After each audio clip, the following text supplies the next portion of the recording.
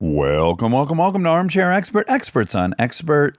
There is an old friend coming by. Repeat. He is jockeying for most frequent guest. He is, and he's up there. He's in a dead heat maybe with Sedaris. Yeah. Dr. Sanjay Gupta. What a sweetheart from Livonia, Michigan. That's always going to make me like him more than everyone else. Yeah, and he's one of those guests we have where we just start talking, and it's so interesting. Yeah, and he can pretty much tell you about anything in the health sphere. Right. Touch down on the most exciting topics. In fact, today we go over Alzheimer's, the weight loss drugs. We talked about marijuana. Marijuanica. Yes. Yeah, everything under the sun. And he has a new documentary out on May 19th on CNN called The Last Alzheimer's Patient. And we talk a lot about that. Of course, Sanjay is a neurosurgeon with a practice and CNN's chief medical correspondent. He has a new season of his podcast out now, wherever you get your podcast, called Chasing Life, the Science Behind Happiness. Who wouldn't want to know about that? Please enjoy our sweet, sweet friend, Dr. Sanjay Gupta. He's an armchair expert. He's an armchair expert. He's an armchair expert. How are you? Just get out of the gym. Yeah, sorry. Catching my breath. Feel solid. Hi, so good to see you. You too, in person. In person, back in person. It's been a Have you been while. offered all the drink? I got my drink. Yeah, I'm good. You don't need a coffee or anything? No, I'm good. Tell me about your coffee intake. I do a cup a day. I never drank coffee before the pandemic. Okay, Oh, in your whole interesting. life? My whole life. Wow. Never liked it. It's so tempting to stereotype when we have two Indians in the room. Yeah. Because Monica was a very late adapter to caffeine too. Yeah, And I I also immediately hated just go, it. oh, that's weird. You're two of only 5 people I know that came to it that late. Yeah. Well, the thing is, I drank caffeine.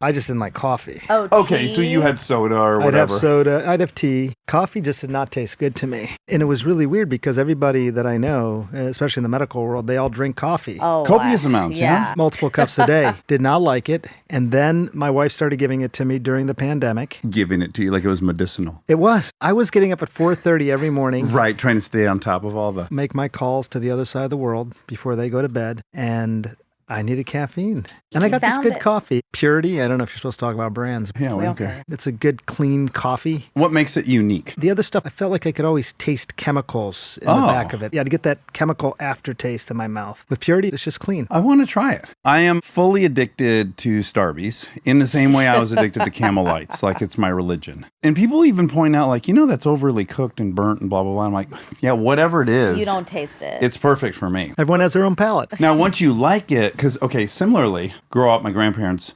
percolator, Livonia. I remember. Yes. Milford Township. But all my summers in Livonia. And that percolator went all day long, the big coffee pot. So it smelled so good. And I wanted to like it for so long. And it was terrible, as you were just describing. And then one day it was delicious. Ha, just clicked. Don't you think that is one of the weirdest phenomena with your taste buds? It doesn't surprise me that we are constantly changing, that our taste buds, our microbiome, what we like, what we don't like, what we find sweet or palatable changes as we get older. Frankly, it may change even day to day or month to month. We have that much sort of dynamic changes in our body. So it doesn't necessarily surprise me. Yeah. By the way, you look ripped. Can I just tell you? Please tell me all day. I mean, I'm just saying. Okay, to put off some of that compliment, I literally just walked upstairs from the gym. So this is as good as it's going to look for the next 2 days. Did you do it just for me? Of course I did. Appreciate it. You're bringing the brains, I got to bring the brawn. There's You got to be got both. yin and yang. You guys got both. I just want to say I've been really looking forward to this. Us too. This is the 4th time I'm on your yeah, show. that's a bit. You're one of our You may have biggest. tied Sedaris with this episode, or maybe one behind. Probably one behind. He's 4 or 5. I'll be back next week. You gotta beat him. In fact, you should just come back at 4 and just do back to back. You're investigating enough things that I'm sure we could fill 2 hours with any number of topics. So before we even get into that, what fascinates me about your role is you're also in show business. And so you do publicity tours. Like, here's what I thought. I walked out of the gym and I saw a really nice Escalade sitting in the driveway. And I said, oh, that's Sanjay's. Sanjay definitely has a driver that CNN provides because he is also expected to go out and promote the show. In a lot of ways, you're like an actor that would travel around and do press tours. Yeah, it's funny. I've never thought of it that way. That sort of stuff was always sort of the add-on. And frankly, I'm not even really promoting anything. You guys provided this wonderful invitation, and as soon as I saw it, I just jumped at the opportunity to be here. I'm not just saying that. I'm trying to think, am I promoting something right now? I'm not even sure. Well, yes. May 19th, Yes. you've got The Last Alzheimer's Patient on CNN. I'm very excited about that. You have a podcast of your own, Chasing Life. Yes. You have a couple of forthcoming documentaries you're making that are of great interest to me. One in particular, the weight loss drugs. I want Yeah. to talk about that ad nauseum Yeah. if we I could. want to talk about that. I just got back from Copenhagen. Oh, you did? Yeah, so the federal government 2 days ago signaled that they're going to pretty much declassify weed or reschedule it. Yep. Declassify. You're going to be allowed to talk about it now. Yeah. Drop it down in a schedule. Tylenol level, Kristen said. Tylenol with codeine. Still controlled, so it's not recreationally going to be different than what it already is. There's so many states that have it recreationally. But it's a big move, something we've been talking about for a long time. I think Yeah. it can be a medicine. The culture and the science, the collision of those two around cannabis is one of the most fascinating things that I think I've reported on, just how it all comes together. Yeah, and there's also some like geopolitical and historical ramifications of it. We're generally not leading this as a country. We're pretty conservative. And it's kind of shocking that we will potentially be joining a handful of countries globally out of hundreds of countries that actually might decriminalize it entirely. And that's not generally our position either. It's not. And even this rescheduling, to be fair, will still have this federal versus state dichotomy. There still may be problems in certain places for people to access this as a medicine, traveling with it across state lines. That's boggled my mind that you could use it as a legitimate medicine for your child with seizures in California, but potentially be criminalized for the same thing in a different state. So this doesn't necessarily address it because it's still a controlled substance. Yes, but I think we would both recognize the very well-worn pattern of this, which is most states started with a medical use clause, which then grew into recreational use. Fuck it, we're here. Let's talk about marijuana. We have now a pretty robust data set. I don't know how many years it's been, but I believe Colorado's got to be coming up on maybe a decade or something of having fully recreational legalized marijuana. That's right. And so I imagine we have a good sense of what the impact of that is, good or bad, plus and minus. Look, you can even go further back to prohibition because that provided some really interesting data on what happens when you actually, in that case, deregulate something. You do see usage go up for a period of time, but ultimately it probably sort of balances out to where it was before. So there's not this huge clamoring all of a sudden for people to just start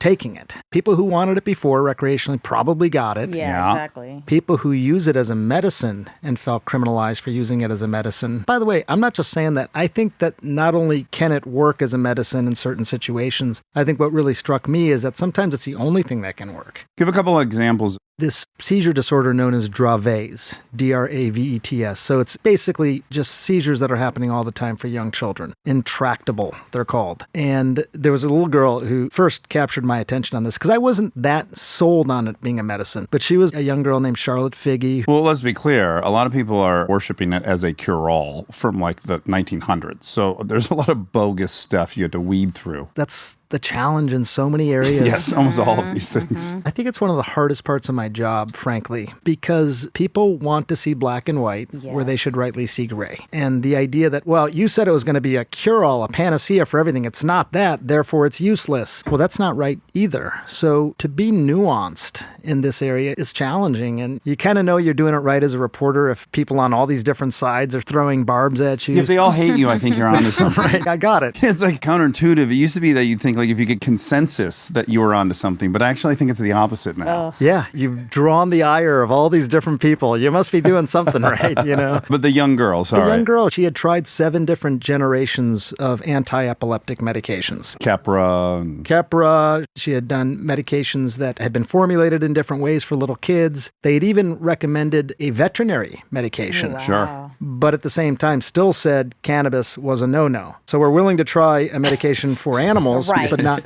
But then her mom in Colorado Springs, which by the way is a pretty conservative area, parents had never used cannabis, they told me. She formulated it in her own kitchen. So just took the cannabis plant, turned it into an oil, squirted it onto her daughter's mouth, and it helped with their seizures. She went from 300 seizures a week to about, can you imagine? Do you know, to remind you, Monica has epilepsy. She's I've had 2 seizures. nocturnal. And technically, yeah. I'm a nocturnal animal. I've had 2 nocturnal seizures. I'm on Keppra. Gotcha. Was the most recent one a while ago? 2020 and 2019. They were a year apart. Immediately before the pandemic. Yes, right before the pandemic. And You then I sensed got it. on the medication. Yeah, maybe I'm just sensitive Clairvoyant. to diseases. Probably are. But did you have an aura, though? Did you have something before the actual seizure that gave you some sense? I don't think What's so an because aura? People sometimes may see a visual thing where they see sparkles in front of their eyes. Sometimes they may have a strange taste in their mouth. That's a common one. You taste metal in the back of your mouth. oh God, I'm going to be so hyper You're gonna aware. be hypochondria, and Didn't mean to. No, they were both at night, so I don't know what anything was. And I was with friends. The first time I didn't know what it was. I just woke up like at 4, so disoriented and in a ton of pain. And I had peed in the bed. I know you wanted me to include proud of you that. for keeping that in. He's a doctor. He's seen it all. I had urinated in the bed. Nocturnal and emission of the urinary type. That's not common for me. So I thought, what's going on? I went to the doctor the next morning. They did a urinalysis and then they were like, oh, your kidneys are fine. Everything's fine. You're fine. And I was like, well, okay, I guess. And they gave me a steroid shot for like the pain. That was it. And then a year later, Did you get a scan of your brain? no, they didn't even begin to think this could be neurological. They were just like, oh, something weird. You laughed in there. Yeah, she drank too much. Yeah, Probably. Peed the bed. Let's see it Exactly. 1,000 times a week. I was like, I didn't.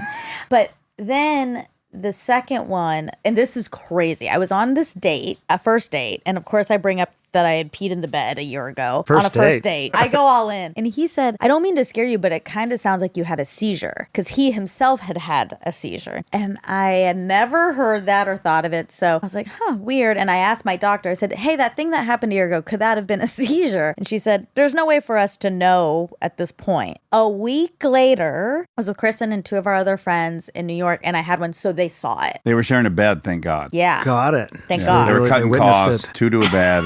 Bunch of worked out. millionaires still saving money. You got to applaud it. Seizure prophylaxis. She was fortunate, and then God. they observed the whole thing and then went to the hospital. Then it was like, that's what's happening. And did they scan you then? Then they did, and everything's Everything's was fine. Oh, okay. I had peed the bed too, but it was alcoholism. That was If I pee the bed again, it's probably that. Is that on your list of topics? Peeing the bed? I just wanted to tell you that we both peed the bed and invite you to share Yeah, our if you'd similar like to experience. share a story. I mean, I about that. definitely peed the bed as well. Definitely. I think I was like 2 years old though.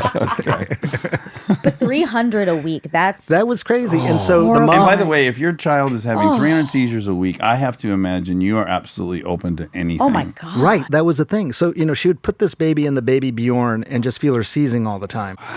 Can you imagine? And then they tried these medications, and then they're told the medications can be cardiotoxic. They're so powerful they could actually stop her heart.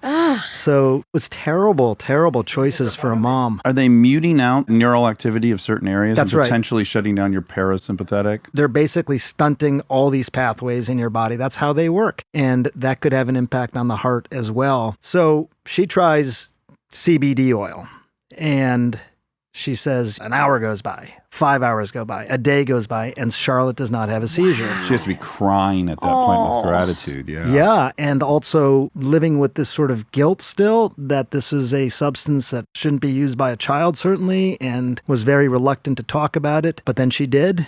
And it made a huge difference. There's a product called Charlotte's Web. Have you ever heard of this? It's a cannabis product. Comes out of Colorado. It's named after Based this on girl, that. Oh Charlotte my Figge. That's how it started. The And Stanley being sued Brothers. by the publishers of Charlotte's Web, but hopefully they'll be victorious. Yeah, I think even the publisher of Charlotte's Web would be on board on Yeah, this I one. hope so. Helping a lot of kids. Oh, man. Yeah, so that's the medical use. There are numerous ones that have been documented and are legitimate. Now, what are the more social outcomes? And have you even looked at kind of the broad data? One of the things that's been observed that I'm aware of is where marijuana is legalized, alcohol consumption dips. And that's interesting. So in a harm reduction model, even if marijuana is not ultimately beneficial, but we weigh it against maybe decreased alcohol consumption, which we know is bad for many reasons, you got to have this very nuanced approach to evaluating what's good or bad for society. And I'm really curious where we're at on all of it. I mean, so that's one positive thing that's been observed? There was really interesting data that came out of Colorado initially looking at opioid use specifically, and they found that opioid consumption went down. That as well, huh? Part of it, I think, has to do with the fact that people do use marijuana for pain. You were getting this alternative to opioids because there weren't a lot of opioid alternatives. We've done 7 documentaries on this. The last one we did was specifically looking at the use of cannabis in seniors. And it was really for what I sort of called the triad of aging.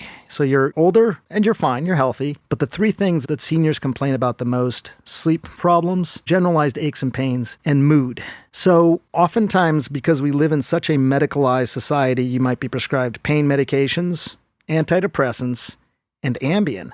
My dad, who was 80 years old, was prescribed Ambien. Oh, boy. Terrible drug. Do you operate the farm tractor? Or?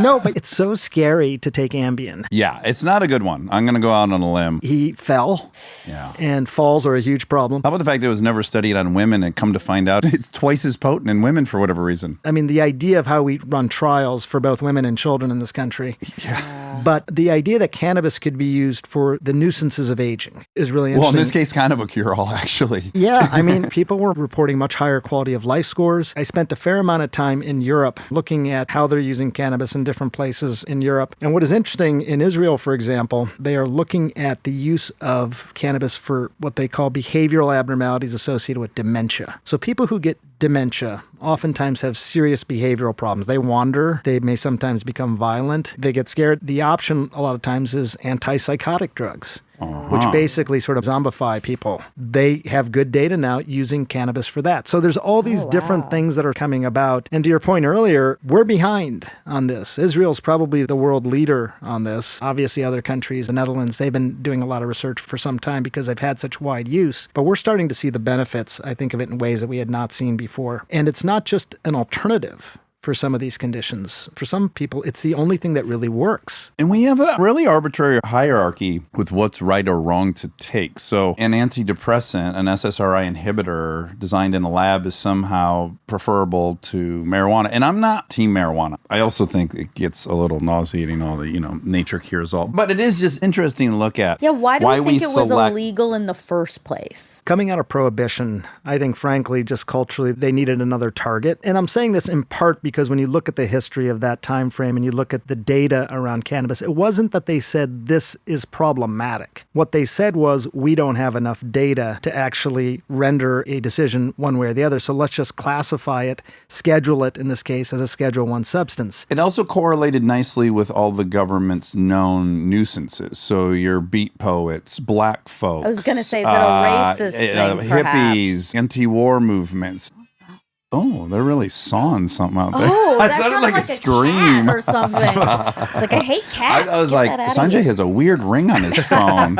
You notice that I keep going back and forth between marijuana and cannabis. But Yeah. marijuana itself is considered a pejorative term. That was designed to sort of diminish it even further. Or devil's cabbage. Yes, exactly. The well-known phrase. But cannabis as a actual scientific term is what scientists will often refer to it as because they think of it as a compound that can be medicinal. A rebrand. A rebrand, yes. Of course, we called it weed for the documentary, so I don't think we Right. were doing anybody any favors. You should have just called it grass. So I'm conflicted. I kind of have to force myself to look at it in a harm reduction way because I think people are going to use stuff. I also think there's kind of some pandemic anxiety. I think it over indexes in some groups, and it really pairs up nicely with groups that are inheriting a lot of generational trauma. So I think it's really useful. And also, I don't think people should be dodging reality at all times with external substances. So I'm conflicted. I don't think it's an overall great arc for everyone to be medicated on cannabis. So it takes a very, very precise and nuanced evaluation of it. I agree with you on that. We run the risk of creating the same problem of over-medicalizing like we have with pharmaceuticals. I will say this, though, that after 10 years of really looking into this, we all carry these CB1 and CB2 receptors in our bodies. The cannabinoid. Yeah, the cannabinoid receptors. Yeah, nice. Hard one. That's A lot of a word. syllables. Yeah. Cannabinoid. You have it in your brain, you have it in your gut, People who have inflammatory bowel disease, for example, will sometimes find tremendous relief with cannabis. I think as a species, we cohabitated and co-evolved with this plant. So for most of our existence, we probably had constant activation of these receptors in our bodies. Over time, we started to lose that, especially as the substance became increasingly maligned. So the idea that you would stimulate what are natural receptors in your body, as humans did for most of our existence, I don't know what that means overall, but I think it's interesting. So to your question, are we over-medicalizing, or are we actually creating a homeostasis in our bodies that did exist? If you talk to folks in Israel, who again have been doing this sort of work for a long time, and you ask them a simple question, how does this work? Cannabis, why would it relieve pain? An opioid, we know why it relieves pain. Targets these mu receptors, things like that. Blocks receptors. Yes. Here, the idea that you create a homeostasis and you allow the body to sort of heal itself in some ways, I think is interesting. The body sleeps better. It experiences less pain. It experiences less mood abnormalities, whatever it might be. He likened it to sort of a flywheel. You know, in a flywheel, you get it going, and then it pretty much goes. You know, you give it a little tap every now and then, but it's going to go. Could cannabis sort of be doing that for our bodies? That's what they think. Like creating a positive inertia. By stimulating receptors that we all have in our bodies, these receptors exist for what? We do create a compound in our body known as anandamide, which is probably the closest thing to cannabis that stimulates these receptors, but we only make a certain amount of that. And so the idea that you'd need to supplement as you get older because you make less of it, it's like anything else. Could you think of this like another hormone almost? Yeah, I supplement my hormones. Do you? Well, yes. Okay. Yeah. I'm open to criticism. No. But yeah, testosterone. Did you get your levels checked? And then Yeah. And then I adjusted them.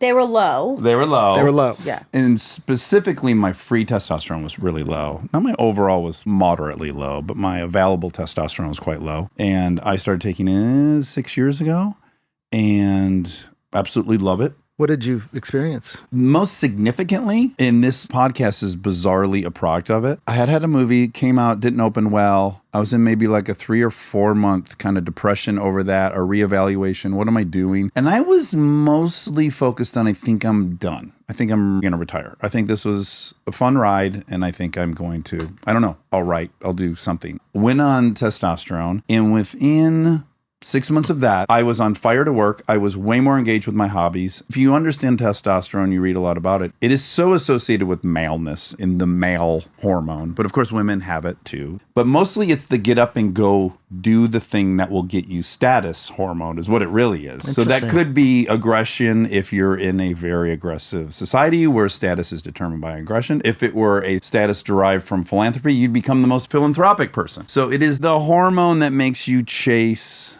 whatever thing. So for me, it brought me back to maybe my 30-year-old appetite for my hobbies and work. Wow. And then additionally, I put on more muscle mass. I burn fat more. I love it. Were there any downsides? Yeah, initially. And I think I was interviewing Andrew Huberman and he made a suggestion. So yeah, there's some pretty predictable side effects, right? You can get water retention. I had that a lot. I didn't have any skin stuff that you can have. And he basically just said, split your dose and just do it more often. So you're not getting these peaks and valleys of it. If you can kind of just stabilize it, you actually won't have any of those side effects. And I changed to that a few years ago. And yeah, now I would have no idea. There's 0 side effects. Over time, your testicles get smaller because they're not producing testosterone anymore.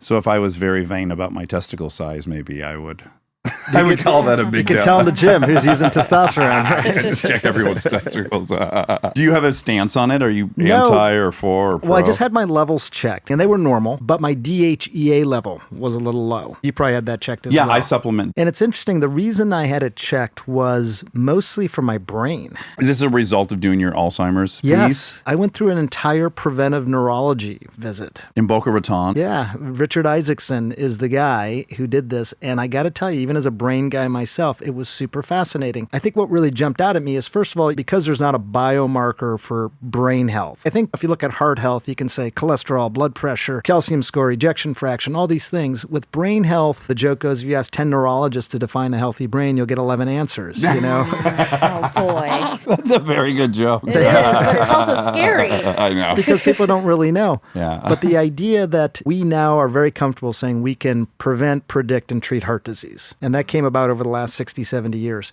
We're sort of getting to that point with brain health now, where even though we can't say, here is the test that definitively says whether your brain health is good or bad, we know that we can predict, prevent, and treat brain problems. And one of the things that Richard really pointed out to me was a simple equation of like doing a DEXA scan of your body and seeing how much bone, how much muscle, and how much fat you have in your body, and where that stuff is located is highly predictive of future dementia. Oh, wow. And so someone like me, I work out every day, but I do not put on a lot of muscle. And one of the most challenging things for me is to put on skeletal muscle. So your core, you would get to the point where a preventive neurologist would say, in order for your brain health, you need to put on more muscle. Part of it might be supplementing with DHEA in my case. Another thing might be is I do a lot of hikes with my dogs. And now I always wear a rucksack when I do that. Yeah, there you go. A rucksack leading to brain health. That's not what I would have expected. No. Well, if you read Outlive, Yes. And he's big on that. yes, it's everything. And so I read that book. I guess I'm almost all in on it. Am I right in that this is a bit of a paradigm shift where we weren't looking at the brain as the result of your metabolic health? Right.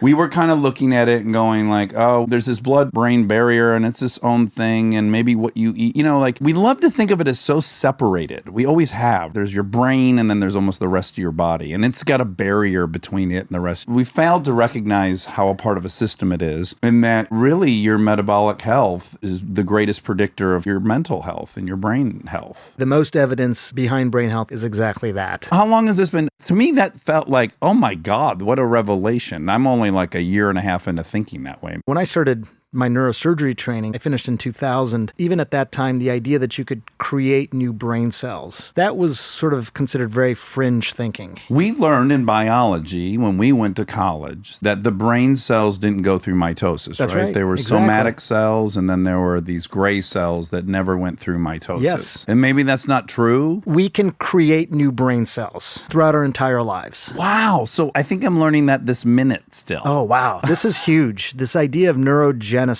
It's a relatively new construct, but I think that it's pretty widely accepted. We started to see this in animal studies initially, started to see it only in certain areas of the brain, including the hippocampus, which is responsible for memory, short-term memory at least. And I think part of the issue was we didn't ever look at the healthy brain. We only looked at the brain when there was a problem, when there was a tumor, when there was trauma, something like that. And we knew brains, they had a fair amount of plasticity, so they could sort of recreate pathways. But the idea that you could actually create new brain cells is still a relatively new way of thinking about this. One of the most evidence-proven ways to do that was through physical activity. Whoa. It was even a specific kind of physical activity. This was interesting because when you work out really intensely, you can create a lot of what is called BDNF, brain-derived neurotrophic factor. That's like the miracle grow for It's your so brain. sexy when you say these words. Yeah, I love You learning think, like they this. just BDNF. roll right off your tongue. You guys like this stuff. Oh, we do. I know. That's why I like Yeah. talking to you guys. We're brain pervs. Almost Yeah, everyone we talk for to real. is like, Okay, BDNF. Brain-derived neurotrophic factor, kind of like miracle grow for the brain. You can't eat it. You can't inject it. You have to make it. The best way to make it is through activity.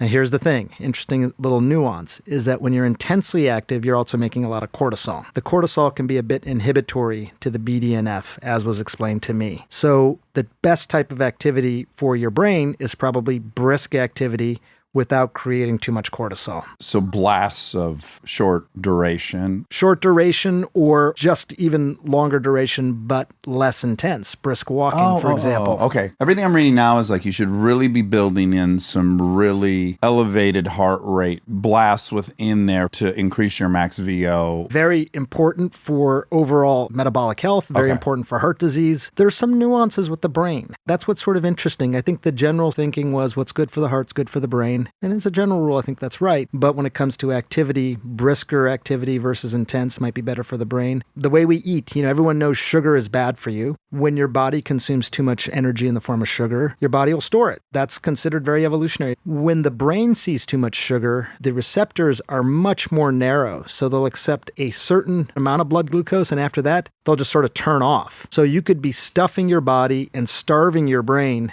at the same time, which I think is really interesting. Like it's protecting itself. It's protecting itself from a too very much. high blood sugar. And there's these little things about the brain that we're learning that are different. On some level, it's really intuitive. Like when you just think of your heart and your cardiovascular system is a hydraulic system with fluid running through it. And you think of increasing the pressure at times and really forcing all of that fluid to move and circulate. There's something very intuitive about that preventing buildup and blockage and all these things. Yes. It's interesting that you don't just intuitively apply that to your brain too. I guess because the way it's been positioned as this other thing that's not hooked to the rest of everything. It's always been seen as something different. But this amyloid buildup that Alzheimer's patients seem to exhibit in fMRI scans, could we think of that amyloid as similar to any other kind of plaque you'd be building up in your cardiovascular system? It appears to be a remnant of something. So to the extent that coronary artery plaques, for example, are reflective or remnants of cardiac disease, I think there's a similarity. What is different here is that there are people who have a lot of amyloid plaque in their brain and have no symptoms. Oh. If you had a lot of plaque to the point of blockages, for example, in your coronary, you're most likely going to have symptoms unless you've developed so many ancillary blood flow Workarounds. Exactly. So we don't know still. If you have a lot of plaque and don't have symptoms, I think that's suggestive that plaque is not the whole story here. Maybe it's part of the story. And so many of the drugs that were worked on for a long time were just designed to get rid of plaque. God, it's so hard to know, right? Is plaque a symptom of an underlying thing that's Right. really what we need to Yeah. attack? Some people have suggested it might even be associated with brain infections. So the plaque actually helped prevent or protect the brain against infections earlier in life, maybe. Yeah, maybe corridor off an infection or surround Yeah, something or like that. encapsulate. Pathogen, right. Whatever it might be. Or it's just some sort of remnant of something that happened in the brain. It could be an indication of the aftermath of something as opposed to being predictive. And even when you took away the plaque, like they have these great drugs, these monoclonal antibodies, which are good at reducing the amount of plaque, but It doesn't equal. No. Interesting. 27% sort of slowing of cognitive decline, which is better than what we've seen before. And what Isaacson and these other preventive neurologists, and there's not many of them in the country, they believe that probably 40 to 50% of all dementias are preventable. What? Stay tuned for more Armchair Expert, if you dare.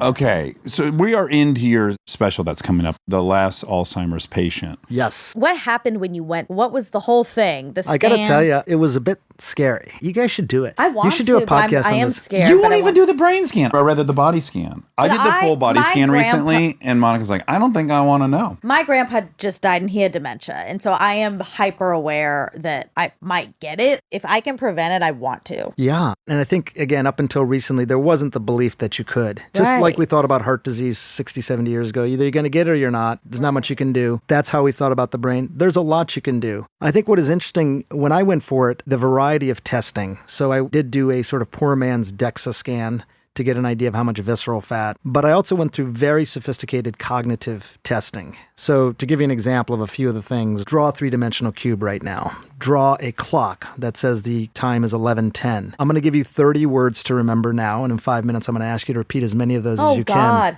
Can I tell you something shallow and terrible about myself? I took such pleasure in watching you get some of those questions wrong. Like you're working on a little iPad and you're hitting these buttons, and sometimes there's a red X. You like and that? I'm like, oh, I'm But so how do glad they know it's Sanjay's not just fallible. that you're anxious? Well, I was definitely anxious. I get nervous. I'm a nervous Yeah. Nelly. But I'm a nervous test I was taker. comforted that you don't get every question right on every Yeah, of test you course. take. It was Are you nice. playing Connections? I'm nervous now. No, I get nervous before everything. Do you guys get nervous? Yeah, I do. You don't get nervous. It's context dependent for sure. When I interviewed David Letterman, my idol of my whole childhood, yeah, I'm nervous. Because you're afraid you might not leave a good impression?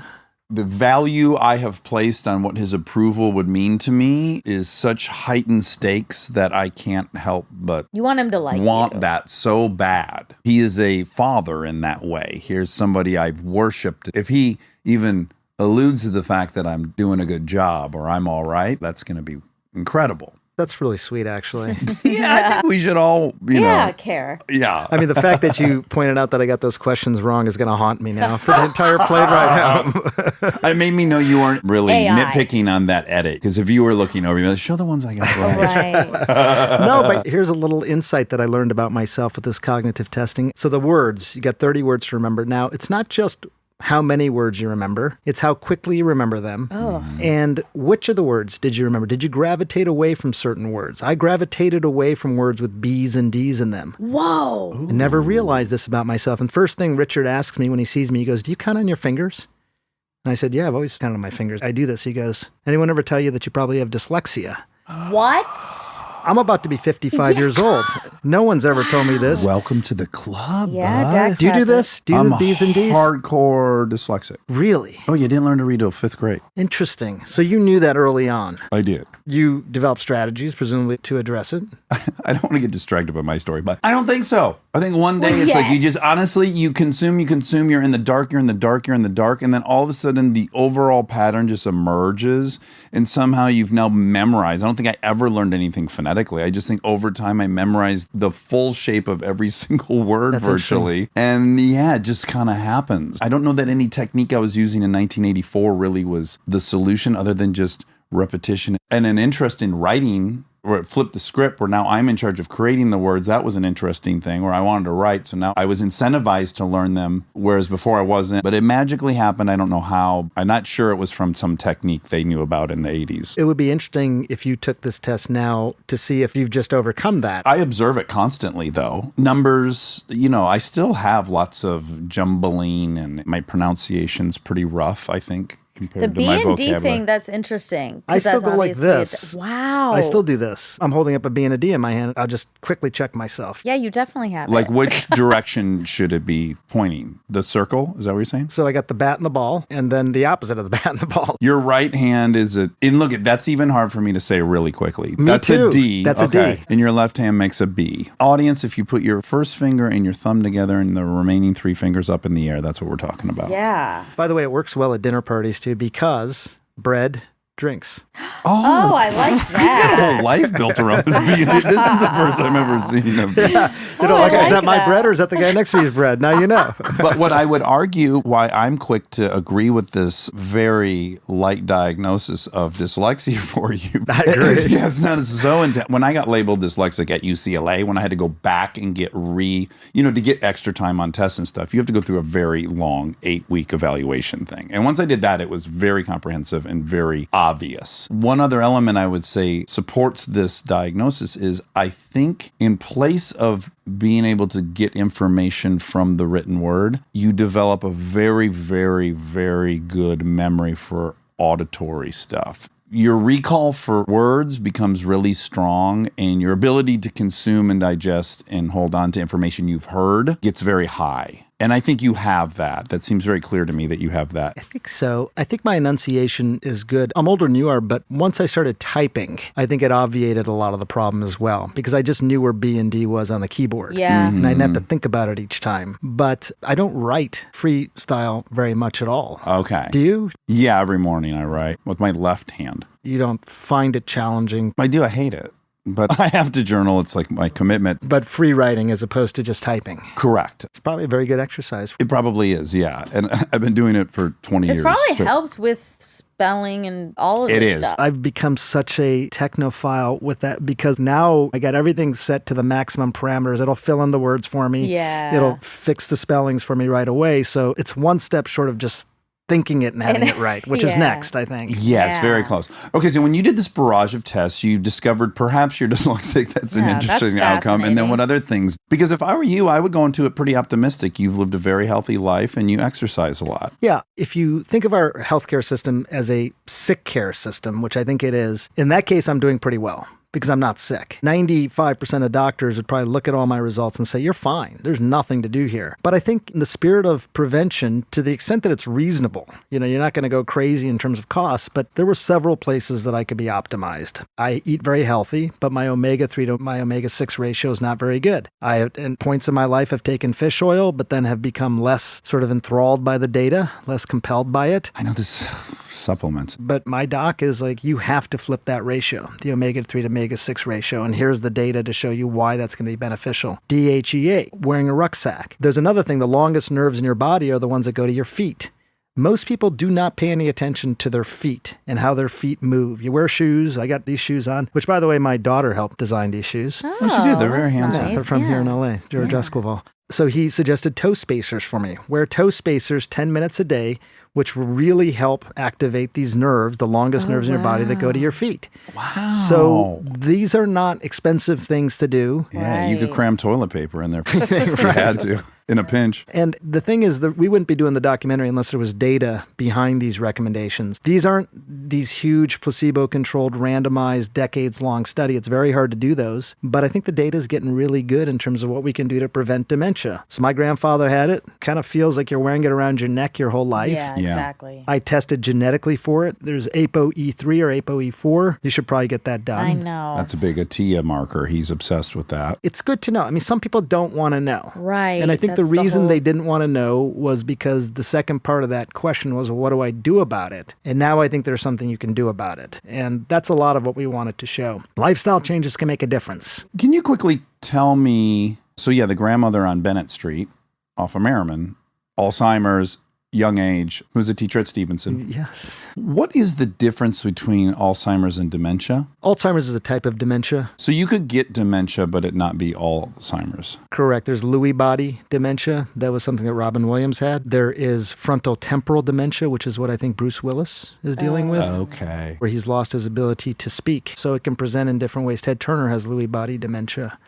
So Alzheimer's is the most common, but there are other types. There's many. In the doc, I learned 6.9 million Americans have Alzheimer's. Yeah. I mean, that's a tremendous amount of people. Expected to double by the year 2050 Because Why of the more? aging population, Oh, God. right? Now, because we're aging. Yeah. we're on It's a like, what's collision happening? course. Yeah, Yeah. something new in the water. Okay, yeah. They expect 150 million people around the world to have it by 2050. It's going to be one of the most common neurodegenerative disorders that we deal with, which is why I think there's so much interest now in saying, hey, look, beyond the meds, which there have been a couple that have been more promising over the last 14, 15 years. Did you cover this? I just saw something really fascinating. I guess he is a surgeon by training, but he uses ultrasound to stimulate the blood-brain barrier so that Yes. the people taking that medicine, which generally you have to take it for like 30 days to get the full dose, you can get the full dose because it opens up the blood-brain barrier for a couple hours. Yeah, you're talking about focused ultrasound. Neil Cassell, is that who Oh, you're- that rings a bell. He's a neurosurgeon and he runs the Focus Ultrasound Foundation. I've been very interested in this. They use it initially to try and do to the brain what deep brain stimulation would do, except without an operation. You're just using sound waves. And then, just like you said, they were using it to basically disrupt for a period of time the blood-brain barrier, which might allow medicines in,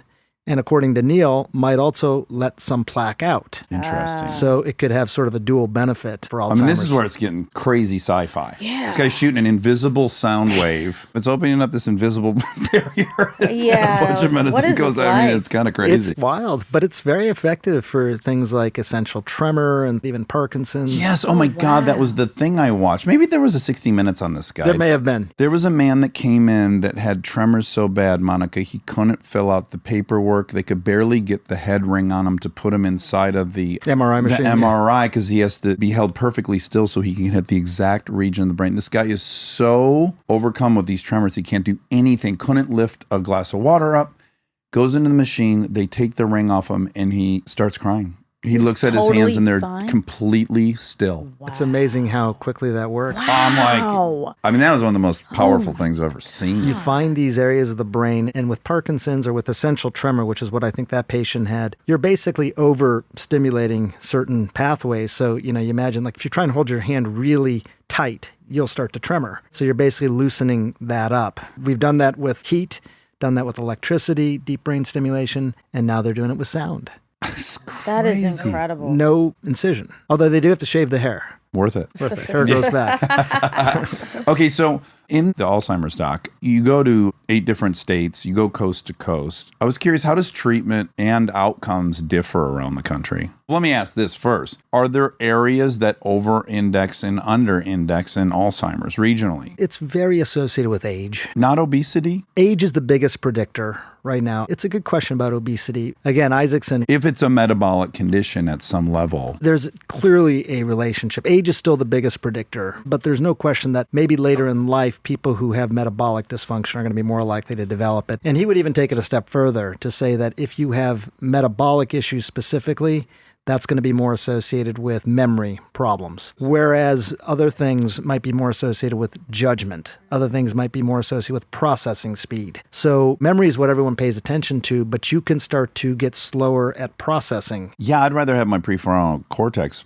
banging than my hippocampus. Forget Yeah, your but name, but I can memories- still think in executive function. Get rid of my memories. If it's an either or, Really? I'd rather. What's the yes. point though if you can't remember anything? Because you or can't go to the can't love store or manage your life without the prefrontal cortex working. But I could sit around and regale the past and then not be able to and do know anything. your daughters and stuff. It's more than just Don't bring regale. that. It's always a trump card. Everyone, yeah. dementia. That's People are like- hitting me with that in the sunscreen debate or my motorsports. They always trump me with the daughters. Yeah, well, That is You the know what? I Trump wanted argument. to target my amygdala. That's what I really want. Just get that. Fuck. If we got to throw one over the boat, let's get rid of Your that. amygdala is good, I think. Mine's in its constant state of flight or fight.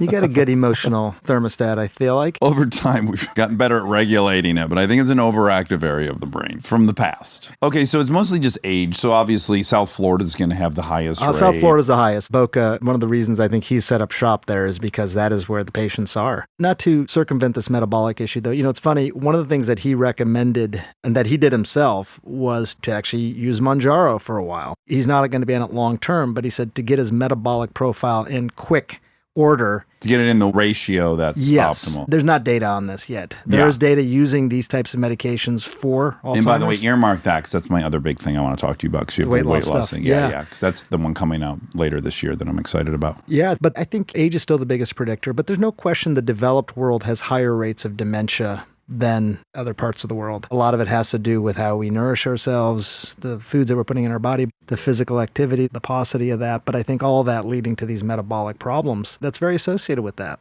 I have to tell you, so I love the work that doctor's doing, and I loved watching that. I got to say, there's a woman in this doc, Chi-Chi, and what's really great about her is you interviewed her 5 years before. It's a really nice comp for herself. We get to actually see her 5 years later, having gone through this very specific, and then this differs from the other doctor that you did all the scans That's with. right. But this woman who's showing some early signs of Alzheimer's when you first meet her, she goes all in on this program that is a vegan diet. It's a half hour to an hour of exercise a day and 1 hour of meditation a day. And you interview her 5 years later, and she is seemingly, at least from the edit, not just arrested it, which would have been a really great outcome 5 years ago, but beyond that, probably has improved. Yeah, that was the thing that we really saw. And it was 5 years. So we did have this real passage of time. When you have Alzheimer's and you're starting to already show signs of it, Yeah. 5 years is significant, right? You're expecting to see a pretty big decline in 5 years. That's right. And she had her mom and her grandma who had both gone through this. Obviously, everyone's different, but you had some sense of how quickly they could decline. And they declined very, very fast. She went on this program. The first 20 weeks,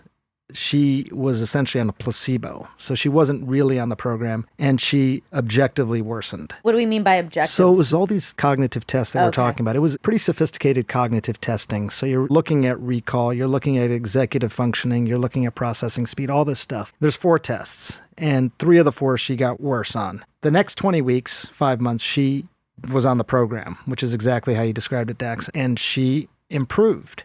So what is interesting is that from her life standpoint, she was no longer able to go out on a walk on her own, for example, 5 years ago. They just wouldn't let her do that. She'd constantly get lost. Yeah. And now she goes out on walks every day by herself. I spent time with her entire extended family. She knew everybody's name. She remembered their stories. She was talking about things from their past. She wouldn't go to parties anymore because she would not be able to engage with people. And now she's going and doing social gatherings again. I'm triggered by the vegan part of it. It's a lot to ask of people. And there's just a religiosity surrounding veganism. And I was vegan for a year, so let me just say I've been down that path. Dean Ornish, who's the guy that sort of oversaw this for Chi-Chi. And he started as a coronary guy? He started as a coronary guy. He's the first guy, I think, to get a FDA-approved program for reversing heart disease in the country. And now he's focused his attention on the brain. And so many of the strategies are the same. Can you use some of the strategies to reverse heart disease, like we were talking about, for the brain? And let's just say you did it intensively, just for proof of concept.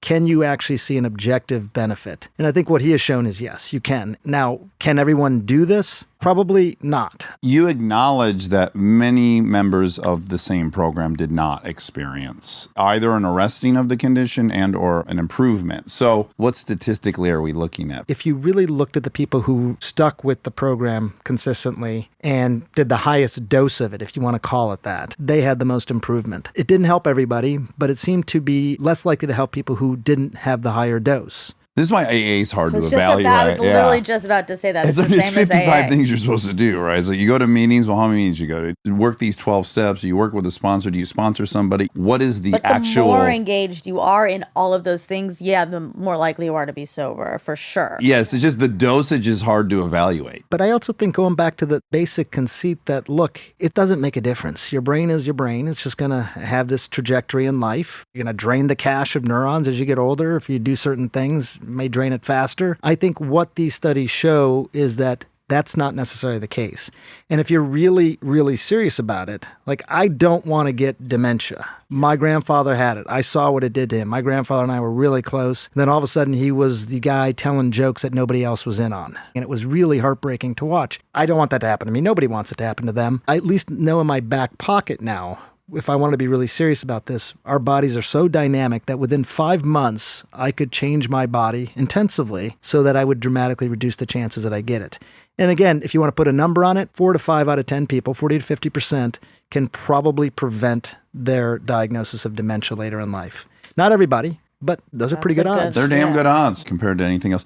Let me ask you this. This is kind of a global question about your job, which is you're endlessly investigating these very specific topics, and you go all in on them and you learn everything, and you must be inclined after each one to fully commit to whatever that thing was, right? And is there space and time, and how do you prioritize? I'd imagine you start picking up all these obsessions along the way. It would be hard not to. That's a really good point. And you meet such compelling people. They're so passionate and they're almost proselytizing their particular research. So I do end up adopting a lot of things. I'm adopting a lot of the things I learned from this documentary. It sounds like it. Then it made me wonder, have you adopted previously? Yes. It was funny. I was just looking at, in 22 years now, I've done 56 documentaries. Wow. Fuck, 56? Yeah, documentary/specials. And I think all of them have influenced me in some way. I've also made really good friends with a lot of these researchers and scientists, people who I touch base with quite regularly about life and how their research is going. That's the gift of your job. That's the exact same gift of our job. To regularly meet people who have dedicated themselves to something and have pursued it with such passion, it's such a contagious thing to be around. That's the hidden gift of it. And you get to learn the why behind the what.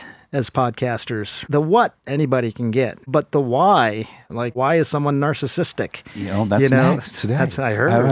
You heard. Okay. So excited. Yeah. Why does someone have good anxiety? I think people assume that what they dedicated themselves to was objectively interesting. But I would argue nothing's objectively interesting. Your interests are informed by some other thing, likely from childhood.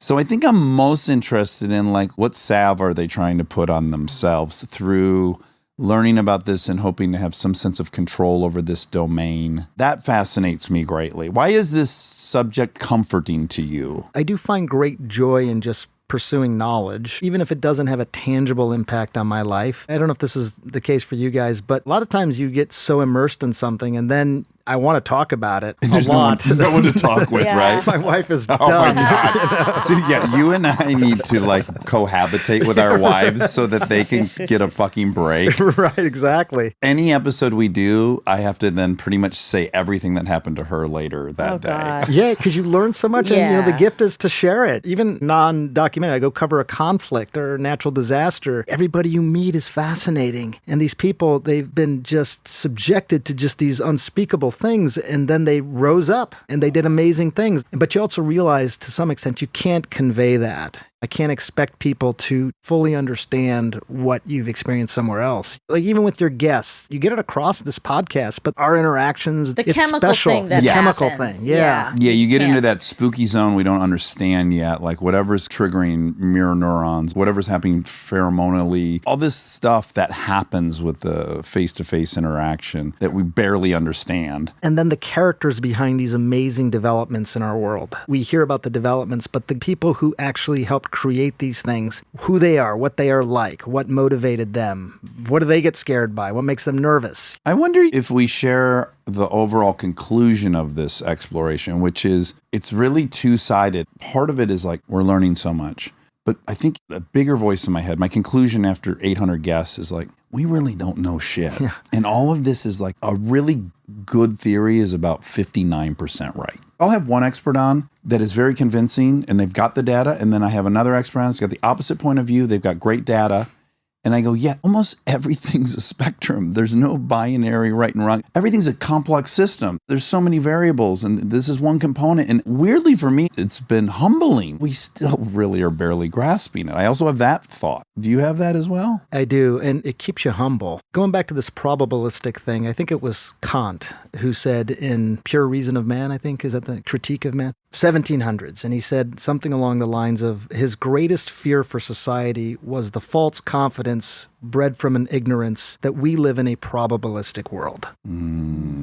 That people want to see black and white where they should see gray. And I think that that's really interesting. I think medicine and public health and those things, people often think of those as hard sciences. They're not really hard sciences. 2 + 2 doesn't always equal 4. For some people, that makes them more dogmatic. For some people, it makes them more humble. I think just my nature is probably to come down more on the humility side of things. But I do think you ask me, what did I do differently based on all that I learned from the Alzheimer's documentary? When I took all these conclusions and I looked at all the data and I heard all the anecdotal stories and I talked to the scientists and I visited with people, here's my judgment now in terms of how I'm going to apply those things to my life. It's kind of what we do in medicine all the time. Someone comes into my clinic with a brain tumor and I'm saying, well, here's the data on a right frontal meningioma. Here's what happens. Here's what happens if you do nothing. Here's radiosurgery. Here's open surgery, all that. And at the end, the question is always sort of the same, which is, what if it were you? What if it were your mom?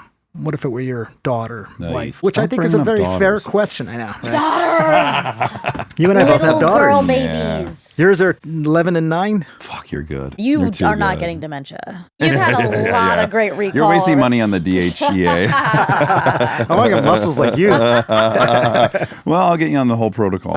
Okay, last thought on that, and then I want to get into the weight loss, which I assume you're currently working on, or Yep. you're not done with that? Not quite. We're getting close. What did you say right before you applied to? Oh, I've been dying for someone to tell me this, and you're the perfect person. I saw a special, it had to be 10 years ago on 60 Minutes, and it was the most novel approach to brain tumors, and it was they would go in and inject your tumor with a known pathogen. Yes. I think even in this case, it was like herpes. Yeah, it was a virus. A Exactly. virus, so that your body would read the tumor as a pathogen and deploy its own immune system. And they were showing these tumors just dissolve in days. wow. Yeah. I was like, they got it. Why do we still have tumors? What's going on with that? That was actually out of Los Angeles. A guy named Keith Black, who was at UCLA, now at Cedars. You do not have dementia. Continue. He does just not pulled have that. dementia. Yeah. He's my like God. almost Okay. bragging that he doesn't. No, I look, that is my world, you know, so I got to know that stuff. So that's kind of an immunotherapy. You're basically harnessing your own immune system. You're putting a big flag, in this case, on the tumor. Because the tumor has an invisibility cloak around it, right? Your body, for some reason, cannot see that that's not supposed to be there. That's exactly right.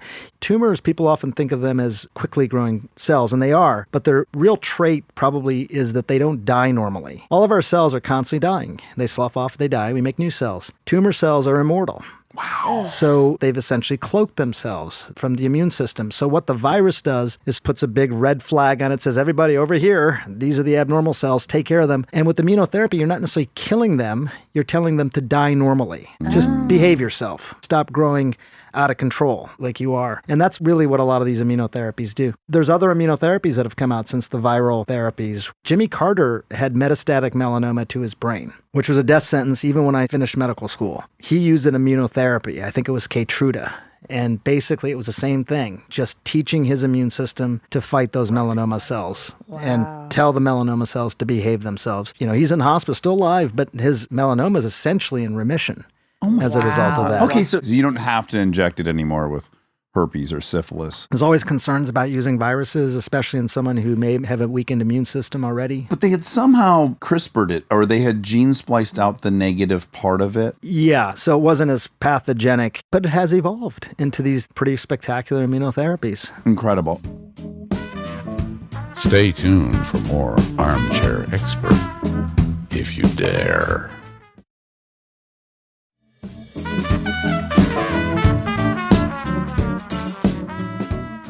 Okay, you're doing a weight loss one, and this is perfect timing because obviously Ozempic and Mounjaro and all these A1C medicines are becoming very prevalent. People certainly know people in their life. We've talked about it a lot. It's very interesting to see the reaction of people to these drugs. I'm very disappointed with people that are so judgmental of others who use this drug. I think it's really interesting that you would not want for somebody to lose the weight they've been unable to lose. And I think motivated are like, well, I did it the hard way and you should eat right and you should work out. I can recognize like I'm capable of doing those things. I have a great schedule. I'm super privileged. I have money. I have so much shit stacked for me in this case.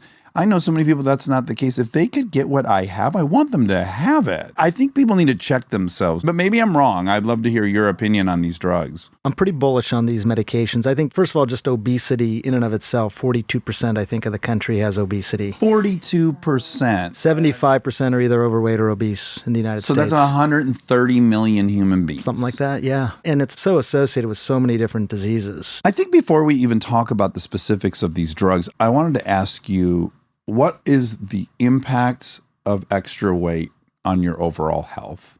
It's associated with just about every chronic disease you can imagine. So certainly all the metabolic diseases, including heart disease, diabetes, high blood pressure, Alzheimer's, dementia, joint problems, sleep apnea is a big one. Which elevates your odds of stroke. It's really problematic to think about what happens to someone who has uncontrolled obesity. I say this gently.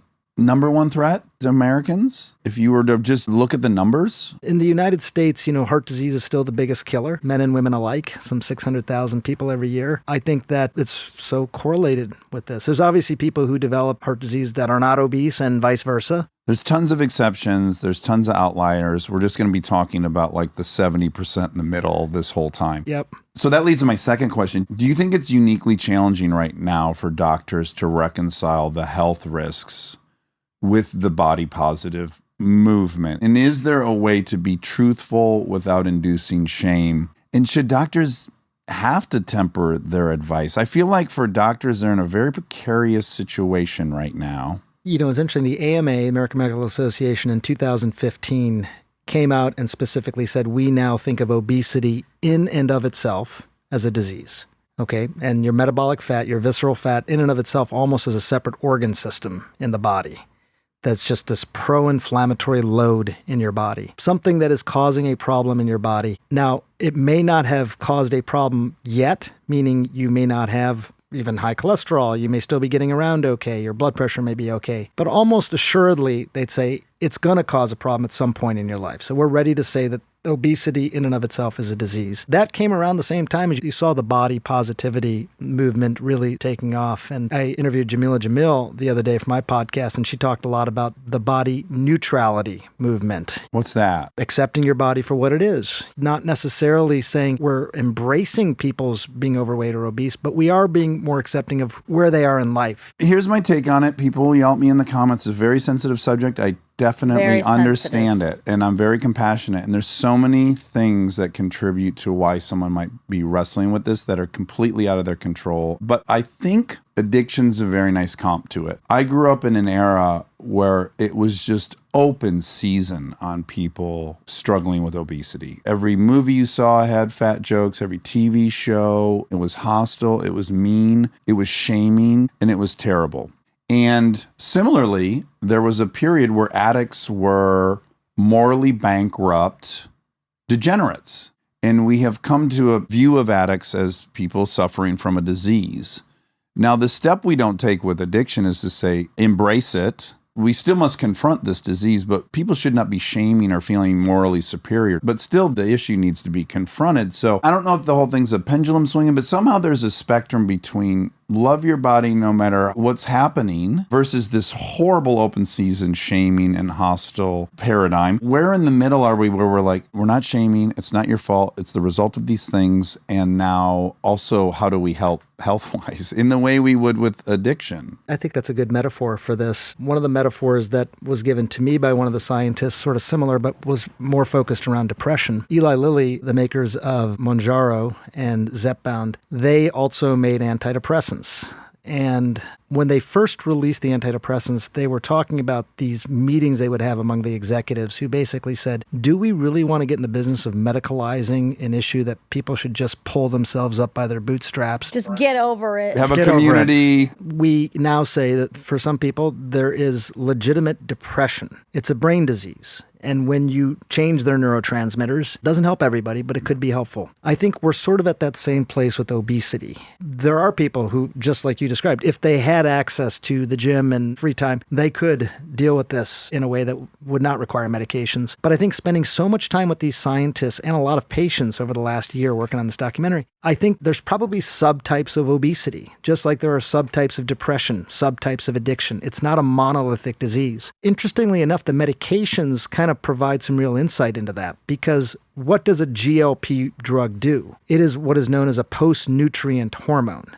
So when you eat, you release hormones that say, I just ate. I'm full. I'm no longer hungry. So they provide satiation. They're a satiation hormone. Could it be that some people just don't make enough GLP? And as a result, they constantly have what is called in the literature now as food chatter. Yes, so many people I know who have taken one of these drugs says just the racket in their brain. Just quiet. That nagging voice has been silenced. What a freedom. I don't have that. I mean, I want to eat 2 pizzas occasionally. You know, I'm indulgent at times, but I don't have the racket. The racket for me is go get cocaine and let's drink. So I know that fucking racket, and it's oppressive. This could be helpful to a significant percentage of people. By the way, I know some friends that aren't addicts, but just moderate drinkers who go on these drugs and they don't even drink anymore. I asked these scientists about this.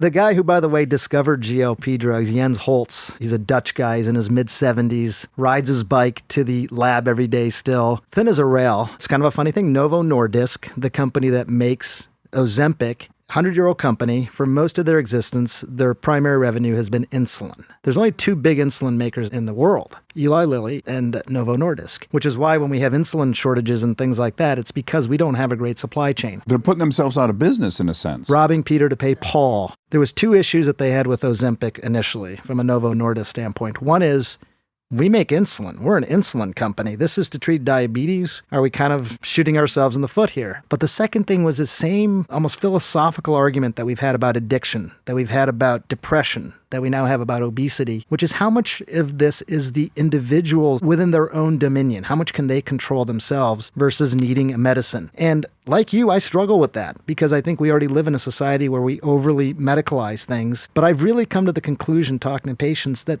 frankly, they have done the right things. You go grocery shopping with them and look at their grocery cart. They're eating the right foods. They go to the gym every day. They do whatever they can do, and they still do not lose the weight. In fact, they continue to gain it. I think everybody is different, and there's probably people who don't make enough of this GLP drug. So the fact that this can supplement that hormone, I think, is wildly beneficial to them. Yeah, barring any unforeseen horrific side effects that have yet to materialize, I just don't know why someone wouldn't want that. It does feel a It little it too smells good too good to be true. It does. It's like, when is that shoe going to drop a little bit? But also, I do want to be really clear, because obesity feels very scientific. We can talk about that. But then there's just, I don't look exactly the way I want to look. And that is where this gets complicated, I think, and where people feel like this is a problem. But that's also interesting and worth them examining why. So because it's societal that we've decided that being rail thin is the perfect look. I agree. But then we quickly go through all the other things we somehow are completely comfortable with. So no one should have incredibly buck crooked teeth. No one's saying there's a moral dilemma about getting braces. That's aesthetic. There's nothing functional that didn't work about my mouth. So that one we're fine with. We go, oh, yeah, as long as you put some metal on your mouth and there's some pain involved and you kind of earn those straight teeth, we're cool with that. So I think to say we have a blanket objection to altering yourself to comply with societal aesthetic standards, we don't at times. So the question is, well, why don't we apply it everywhere? And that's interesting. It's worth questioning yourself. I think it also gets at this whole notion of, do we live in a sick care system versus a healthcare system? I'll wait for you to have a disease before I give you something. Is that the right approach? And I would ask these questions like, look, let's obviate the cost. Let's just take that off the table, and let's take off the issue of supply chain and shortages off the table. Let's assume you could buy it over the counter. Buy it over the counter, 1 cent. cheap, easy to make. What's the problem? And the scientists and the manufacturers that I talked to about this, I think they really struggled with that question, because everyone will say, look, it's approved for who it's approved for. People with a BMI of 30 or higher, or 27 or higher with some other medical condition. Which again is kind of arbitrary. My BMI would be misleading. Your BMI was based on soldiers from Europe 100, 200 years ago, not even women, not even children. So it's a really pretty arbitrary thing, but that's where they sort of landed. What about somebody who does want to lose some weight because they think that extra weight is causing a problem for them, not just vanity, but maybe associated with high cholesterol, hypertension, whatever it might be. They're not obese, but they have these other issues. Is that a problem? I don't think we've fully wrestled with that yet. We're going to, because these drugs are big. You know, the Novo Nordisk is a bigger company now in terms of overall market share than the entire country of Denmark. People are taking these medications. I mean, it's gangbusters. It's like the new Viagra. Do we have legitimate concerns about long-term side effects? We always have to be thinking about that. But I will say, and I learned this, the precursors to Ozempic have actually been around since early 2000s, so maybe about 20 years now. So we've seen people on this medicine. So people have been for taking a it for couple 20 decades. years. Okay, Yeah. and we've not seen yet anything Not super significant problematic. side effects. Side effects are measured because you see a big side effect in a small population of people, or you see smaller side effects in a large population of people. That's what a p-value really is getting at. So as more and more people take this, you may see side effects that didn't otherwise declare themselves. But if its underlying aspiration is to treat obesity, which is associated with so many diseases, it could be helpful. All right, now listen, I will contradict myself several times in this next statement, and I recognize it, but I think we are full of contradictions. But I will say, I understand people going, you can't just take a pill to solve everything. On the surface, I agree with that. But I would argue that you've already accepted all of this other stuff that is completely unnatural to us as a species. We're designed to have X amount of access to food and blooming fruits. Well, now we live in a world, we were born into a world where you can walk into 7-Eleven and there's a couple 100 million calories available to you. And let's add in there is a multiple billion-dollar food industry that is selling food to you. And there are visual triggers for you on billboards. So the world itself is conspiring against your evolutionary nature. And so we're not allowed to introduce some other thing that's not totally natural to combat this other thing that we're stuck with. Right. So to me, it's like you have to imagine this is a little bit maybe leveling the scale of how many things are designed to destroy you that are big business. Monica's got some pushback on Well, that. no. People should do what they want. I don't care. But I really, really don't like when people who are influencing others are on it and then are saying, well, I just run a lot. By the way, they probably are doing those things, but that isn't what has changed. This is what has The changed. drugs. I just want them to be honest about that, because I don't think it's healthy if you're an influencing person for a young kid to be like, oh, I guess I just got to run like 20 miles a day and eat like this. It's not working. It's like, no, it's because of this. Whether or not you're an influencer, the stigma associated with this and the idea that you couldn't somehow just do it yourself is really, really strong. I mean, it's interesting, you know, Oprah has come out and talked about this, and she has said that she's taking these medications. She hasn't said which one, but I think it was kind of a big deal for her to say that. On a personal note, I'll tell you that my mom was diagnosed with breast cancer many, many years ago. Totally different thing, not obesity, obviously. But she did not want to talk about it for a long time because somehow, even though it was breast cancer, she blamed herself. And she would say to me, do you think it was the hormones that I took post-menopause? Do you think it was the fact that I was an engineer and I was exposed to these things at the Ford Motor Company? One of the first female engineers at Ford. Good Wow, memory. that's Yeah, first. incredible. The first? first? The first at Ford. Yes, Yeah. I'm an engineer at Ford. So cool. Yeah. What a gangster. I'm actually taking her to go see the Ford folks this summer. We're just going to see Jim Farley. Oh, and, we had him do on. you know We him? love him. I did his podcast, and I know that you had him on. I am in love with him. He was wonderful. He yeah. is so fun and wonderful. He's kind of like his cousin, right? Is Yeah, that his he cousin? has that vibe. If Chris Farley was a CEO, Yeah. it would be Jim. Yeah. So we're really excited about taking Mom to see him. She's in her early 80s now. That's really cool. But I think the stigma associated with this was something quite noticeable all over the world. When we talk to people about taking these medications, everyone sort of dealt with that. I do have compassion for that. I understand, but I just wish, because they're the people who can help remove this stigma. So I wish they would go out on a limb and do, I guess, what Oprah is doing. I mean, if I could take a injection every day that would make my skin flawless, I would 100% do it. Exactly. But I would say I'm doing it. When people are like, But oh my you God, and you I- have such beautiful skin, I would say, this is what I'm doing. Yes, but you and I are in a very lucky position. We also trend high in what we're happy to talk about publicly. I recognize that that is unique to us and not everyone's comfortable. And also, if you're selling the image, like Brad Pitt, you can imagine the appeal of him is like we have bought into the idea that a god fell down from heaven and landed on earth and he has this body and he looks like that. And that's part of the fantasy we're buying into. But it's also part of the problem. It's part of why everyone's chasing I'm not denying standards. that that's the problem. What I'm saying is you can imagine where that person recognizes their appeal is this physical attractiveness and the moral high ground of having earned it. They are weighing out the cost benefit of saying, no, I'm actually assisted by this thing. What does that do to people's overall image of me? They are evaluating some kind of cost to that. Whereas you and I, there's no fucking cost. But I agree with you, and I do it too. I say I'm on testosterone because if you're 49 and you're working out as much as me and you're like, why don't I have biceps? I'm telling you, because you're not on, I don't want to mislead anyone. It's like but there's I'm in a very responsibility, comfy position it feels to do like that. a little bit. The side part of this with the weight loss drugs as well is that they are so expensive and that there's been these shortages. It is another kind of income inequality gap that's Yeah. surfacing. It's Yes. yet another thing elites have. And if somebody who's taking it who's clearly not obese but now looks great, Right, They didn't right. even need it, they quote. didn't need it. Yeah. I think that's going to change. Kind of like what you're saying about testosterone, where it's going to become more. By the way, these companies had no idea how big this was going to be. If they did, we wouldn't have these shortages. They would have been able to deal with the supply chain. You talk to these guys, and again, going to Copenhagen, they were saying the same thing about obesity that people were saying about depression several decades ago. Are we going to medicalize what people should be doing for themselves? Let's say what they're saying. Are we going to let people cheat?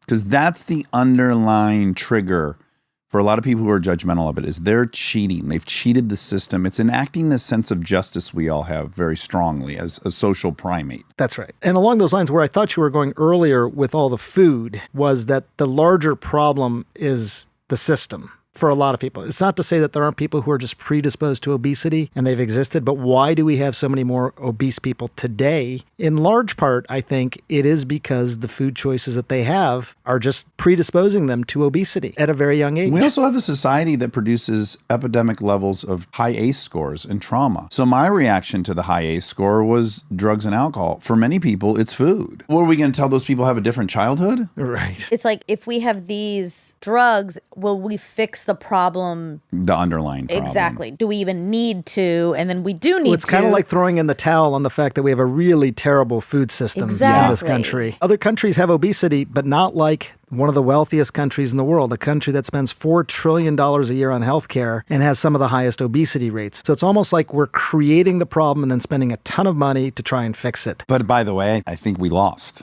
It's delusional to imagine we're going to change that whole system that is highly profitable and firmly planted. Just in my own anecdotal, I have 3 teenage daughters now. The way they talk about ultra-processed foods, the way that they're much more conscientious about it. I don't know that they're emblematic of everybody, but I think the next generations are going to be fed up with how much the food system has been allowed to poison, essentially, us. Well, ideally, both things are happening in concert. The younger generations are more health conscious. They're not ending up in this situation. But for the people that are here and are the product of it, I think to deny them that or shame them for that is really a bizarre impulse. I agree. And most of the docs that I've spoken to about that, even non-obesity doctors, I think for the most part have been much more acquiescent about saying, hey, look, we think that these medications have a real role here. And that happened pretty quickly. This is in your piece. I believe. And it's relevant and it counteracts a little bit what I was saying earlier, which is I do want to mention that weight and health are not perfectly correlated. So in the love your body sense, I do want to point out as well, there are many people that by all measures are objectively extremely healthy and they are heavier. I saw a guy the other day, man. I was hiking to the very top of Griffith Park, 6-mile hike. He was running on the way down and he was husky. He looked like a heavyweight wrestler. And then on my way down, he was going back up. I couldn't ever run up this hill. This guy's on minimally his second run up to the top. And I was like, yeah, so there's that. You can look like that. He's in double digits body percentage fat, but his health is clearly way beyond mine. So I do think we could decouple a little bit the correlation between body shape and stuff and overall health. I think that's relevant too. I think so. When the AMA said we're going to call obesity in and of itself as a disease, there was pushback for that reason, because what are the objective measures other than how much somebody weighs? But we got to look at cholesterol. We got to look at insulin sensitivity. There are markers. But let's say you're scoring fine on all those things, but you still have obesity. Like you said, there are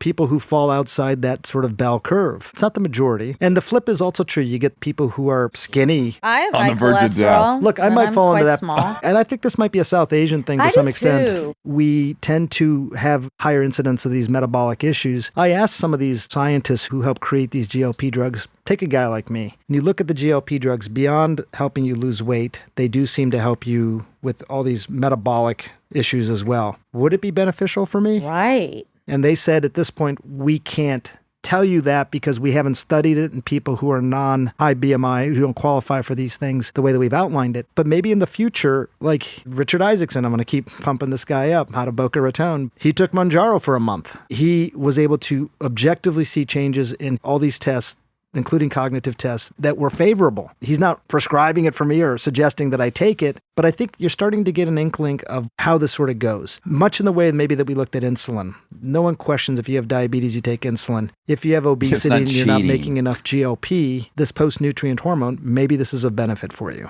Yeah. It's funny too, because I agree. I'm so with Monica. I'm like, it's too good to be true. It's too good to be true. But also we fly. Humans also figured out how to fly across the world. That's way too good to be true. The fact that I can visit India within a 22-hour trip. Oh, by the way, I loved your guys' trip to India. Oh, we loved it Thanks. so much. And you just said South Asian, and I want to know, Monica doesn't seem very triggered by this, but I don't like that India is included in Asia. Do you? Is that an issue for you? That it's included in Asia? Yeah, that you're Asian. No, I think it's okay. Not Southeast Asian, but South Asian. I think, yeah. No? Okay. What do you- Yeah, it's totally subcontinent. fine. Yeah, you guys, Because you're it fine is with in that. Asia. So you think of Asia just I think as white people China? just lumped everyone. I think it definitely deserves its own distinction. I'm never Well, going to now it confuse is- you with anyone else from the rest of Asia. I mean, it's pretty distinct. We've got a pretty homogeneous population that's existed in civilization. Well, Mexico's there part of for North America. So it depends if you want to look at geographically versus. We can't count You're the talking about- Americas because we've only been here for 17,000 Oh, I years. see. So, see, it's a time frame. It's more the bubble on the standardized test. It feels a little strange to put Asian. Pretty but now, wide net. Now I think it's changed. I mean, I haven't taken a standardized test in a long time, but I feel like they've added more bubbles. Yeah. I think they have added more bubbles. Although for my daughters who are, I'm me, Yeah. Asian, South Asian, You're Yeah. Indian. Indian. There we go. My wife is Swedish. Right. So What do they put? other, They do. because it's the only thing that they really have on there. I wrote a whole essay about this. This is a time to benefit. You got to take on all the bullshit that goes along with being half brown. This is the time to write Asian. What are you talking about? This is not the time to write other. There's a lot of pushback on Asians for being Well, like, that's true. That's true. especially right now. That's So I true. wouldn't in the do college that. system, but not moving through the world. It's not like the red carpet's being rolled out for you True. still when you're brown. No, that's Exactly. right. But you're right. It's not going to really. It's not going to get you into college. Okay, so they go other. They go other. They're in the process of all this right now, applying to colleges. It's interesting. I think one of my daughters might write an essay about that as well. Well, she can read mine. Okay, yeah, please send it over. I She'd will. love that. An AI platform has already probably co-opted that essay, and Probably. It's not be published, but, Okay. yeah, but I did read it on here. What if AI starts going to college? Then we're really fucked. How are we God. going to compete with them? Yeah. You thought those first generation Asians were hard. Just wait till this AI starts trying We to go got to to college. figure out what makes us uniquely human. Mistakes. What's the Japanese word? Wabi sabi? Yeah, wabi sabi. We had a really good memory guy on. UC Davis professor. Yes, he was amazing. And I liked his take on why we're different is our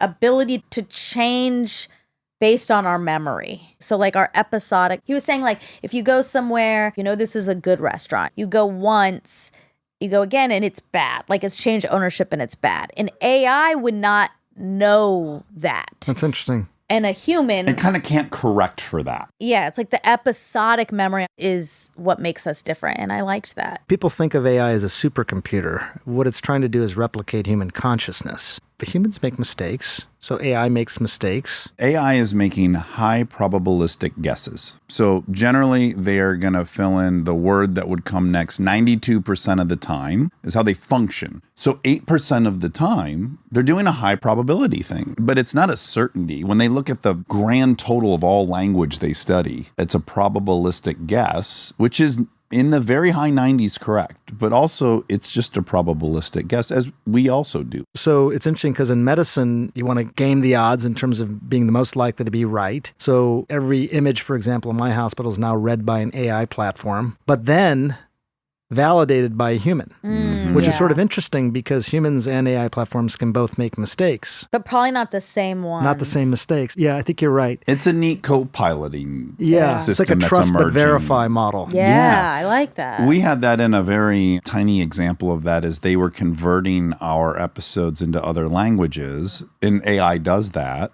And it's our voices speaking in Spanish. It's incredible. We were, Oh, wow. I That's never pretty listened to we that. were so amused by hearing ourselves. But then a human has to listen to it that speaks Spanish because, yes, there are lots of robot weird things that emerge. I think it'd be interesting, an AI platform to be able to say, I don't know, which I guess it would do. But the problem, I think, is, like you're saying, it fills in the gaps. Like with Charlotte's Web, somebody gave me this example. Like if I asked you, what's the book Charlotte's Web about? You would kind of know. It's about a pig and a spider and a girl. And if you ask an AI platform, probably tell you the same thing. If I asked you, okay, recite to me the first chapter of Charlotte's Web.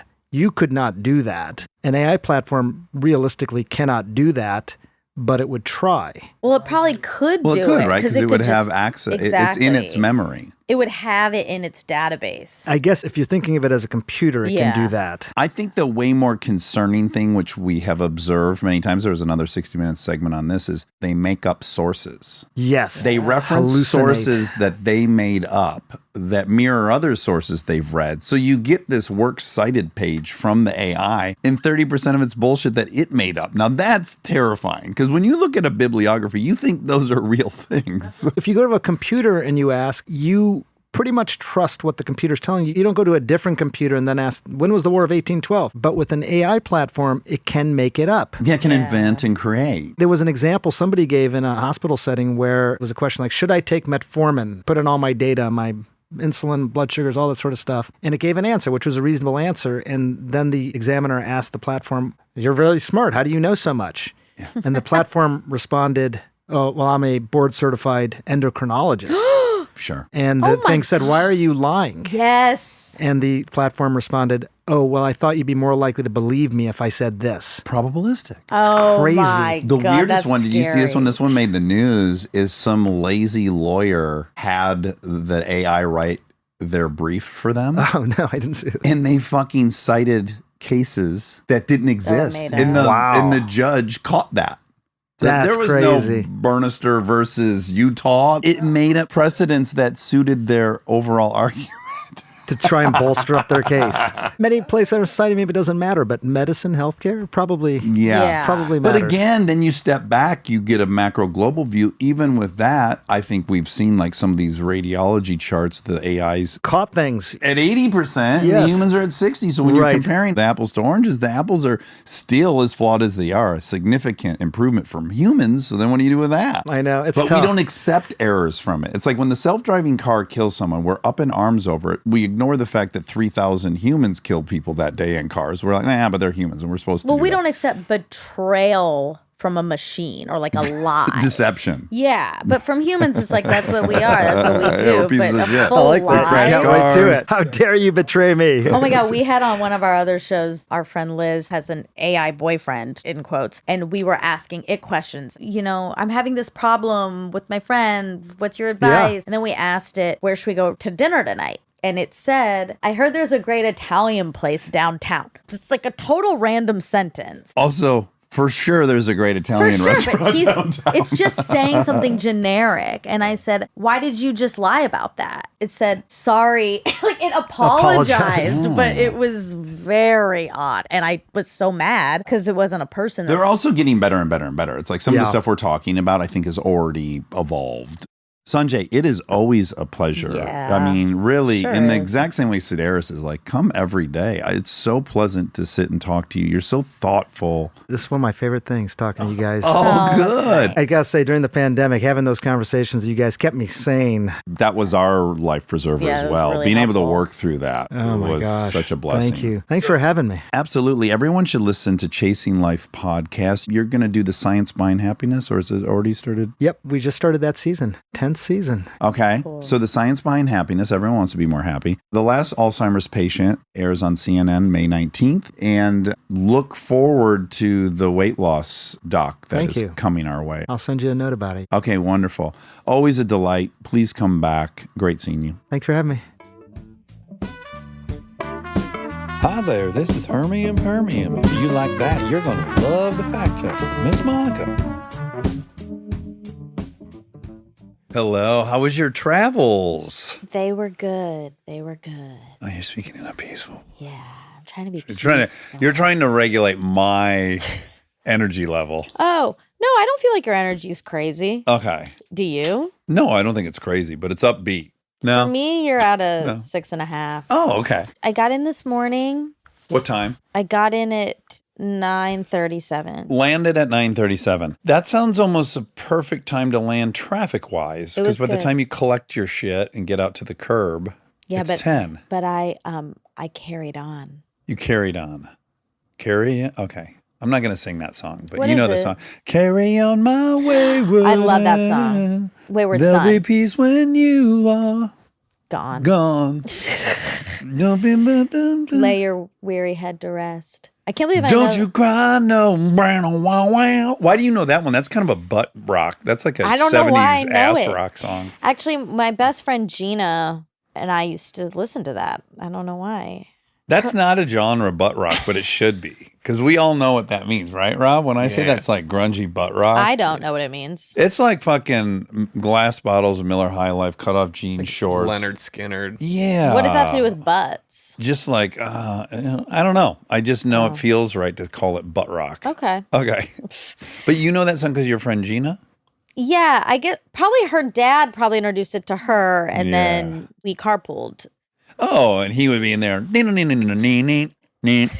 Probably. That's my guess. And you memorize all the words. Oh, that's a funny ding, ding, ding. But I want to hear more about your travels. Okay. Update. I did drive myself.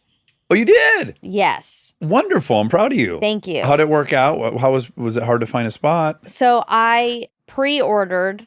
You can do that? Yes, but I've also valeted. At LAX? Yeah. I didn't know they had it. Yeah, you still go into the parking garage or you pre-order it and it tells you where to go.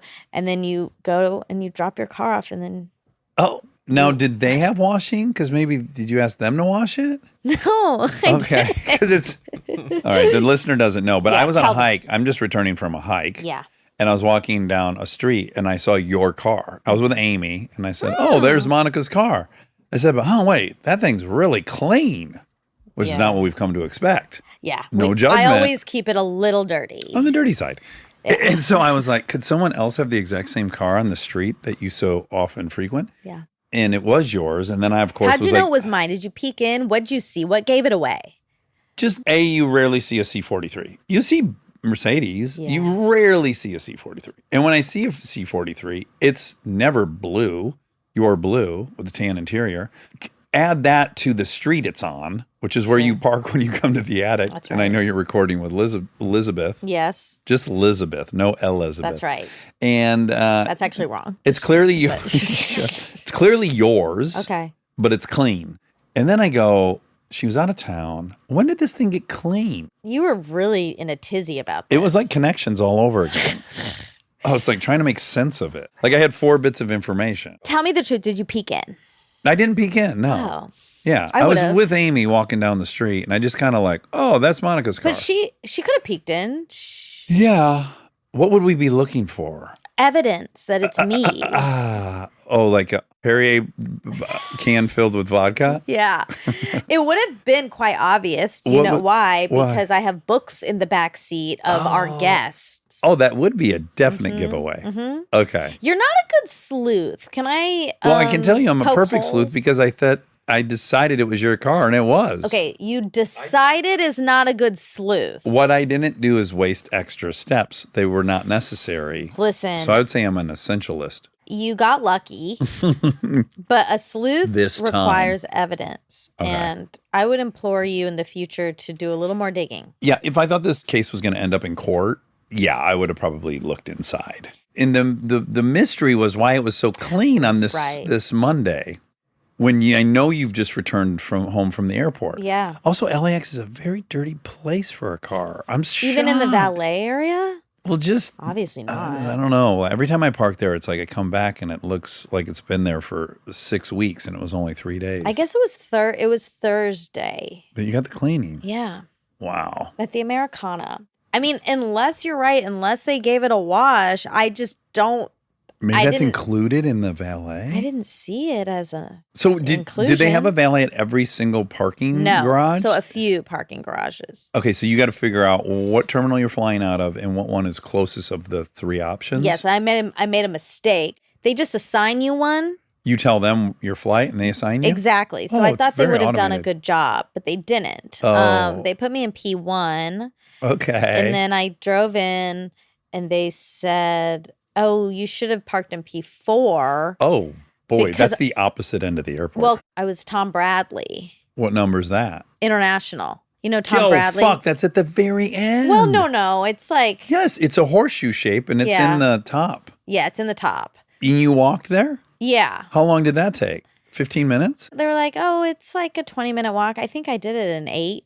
Oh, wow. You more than halved. I walk really fast. Wow. You've been training for this. This is what the wogs have all That's been right. about. That's right. Yeah, that 4 would have been a bingo for you. Exactly. That's the one. But then they were like, "Well, maybe we'll ask blah blah blah. We'll ask Johnny if you can drive it over." And I was like, "No, like I'm already out of the car. It was too stressful." I was like, Okay. I'll walk Okay, there." Yeah. And I did. I also love the notion that there was a Johnny working there. I Because made there's that not a single Johnny working in there. So I walked over there Yeah. and I didn't have time to get my bagel, Uh-huh. which was sad. Yeah. That's something I like to do at the airport. But did you like driving yourself I there? did like it. Yes. And I really liked this morning driving home. Fuck That was yes. the goal. That was and it was great because as soon as we landed, I just texted the number. Right. By the time I got there, my car, I almost said license plate. I'm not Oh, gonna though. okay. My blue shiny car was sitting right there. Freshly cleaned. Freshly washed and waxed. That's right. Did you just fart? No, I spun my coffee cup, but it did sound like a toot. Wow, it really did. It sounded like a toot. It did indeed. I said driving earmark. Oh yeah. I know what happened. What happened? I may have farted, but that wasn't the noise you heard. I was driving the girls to school today, as I do, and we listened to my liked songs on the ride generally, and we dance and we have a good time. Well, I've added a new song to my liked songs. Ooh, what? I Love It by Camila Cabello. Oh yeah. I love it. I love it. I love it. I love it. Easter egg. I put it on. 30 seconds in, Lincoln hits pause on the dash. She goes, "Dad, what are you doing?" I go, "What?" She goes, "What is this song?" I go, it's Camila Cabello. It's I Love It." She goes, "Dad, this is not, you can't listen to this song." And I go, why? What do you mean? And she's like, this is not This is not for you. And then from the back seat, Dell's like, yeah, Dad, this is not your vibe. And I go, well, but guys, it is my vibe because I really like it and I put it on my like songs. And they go, no. And I go, what are you saying I'm too old to listen? Is it Camila Cabello specifically? And they're like, no, this is not right. They were so frustrated. And I go, listen, guys, this is the new hype me. pop, hyper pop. Fuck. This is I why had it they right. said well, it. no, but I nailed it this morning. Okay. Now I'm getting flummoxed because Okay. we're talking in public. But Hyperpop. yeah, I said, no, this is hyper pop. I'm into it. And they were like, no, Dad, you're not listening to this. You got to take this off your like song. This is not for you. Put your butt rock back on. Yeah, put some fucking guitar butt rock back on. Yeah, they forbade me from listening to that song. I don't I'm get too it. old, I guess. Camila wouldn't like that. She wants all ages to listen. Well, of course. She can't be pleased with this. Yes. And even maybe who knows, maybe this is commonplace with young people and their parents. But it's so funny. I found the thing that they were like, no, you're too old to listen. This isn't for you. Okay, now here's another. I'm going to hit you with another story that happened this weekend. So Lincoln and I have to go shopping for the trip we're going on Okay. because we need Taylor Swift clothes. I've never taken her shopping, ever. So first she wants to go to Zara on Hollywood Boulevard. I'm like, That's where I took them. She told me. Yeah. There's something about the escalator. You guys were on the escalator and you took a fun picture, all of you looking backwards. We did. Yeah. So I heard that story. But we had ridden the motorcycle because I think my main objection to going shopping is just parking in LA. Wow. Yeah. I'm like, I don't want to deal with all I get these it. different parking garages. So But if you park at the Americana, you can get a car wash. I didn't know that until this morning. Yeah. Okay, so we're on the motorcycle. We go to the Hollywood Zara. There's nothing for her. And she said, well, other Zaras have other options. I go, so what's the next Zara? So Zara's near me. Grove? The Grove. And you know me, I You don't. drove all the way to the Grove. Well, also, I don't fuck with the Grove. That's too much shit for me. That's a lot of stimuli. That's a lot of yeah. stuff. Yeah. So I'm like, all right, we're on the motorcycle. Let's go. Wow. So we're driving down there. We're coming down Fairfax. And now it's kind of fun because she's like right over my shoulder, hugging me. We're riding. And I'm like, oh, every time I come down this street right here, I think of hanging out with Kareem. We used to go after we would go out drinking to Damiano's Yes, Pizza. Damiano's. Yes. I knew you were going to say that. And I love I Damiano's. couldn't, he would eat pizza and I didn't because I didn't have any money. So I would just Right. watch him eat pizza. And the way I would crave the Damiano's pizza because I couldn't afford it.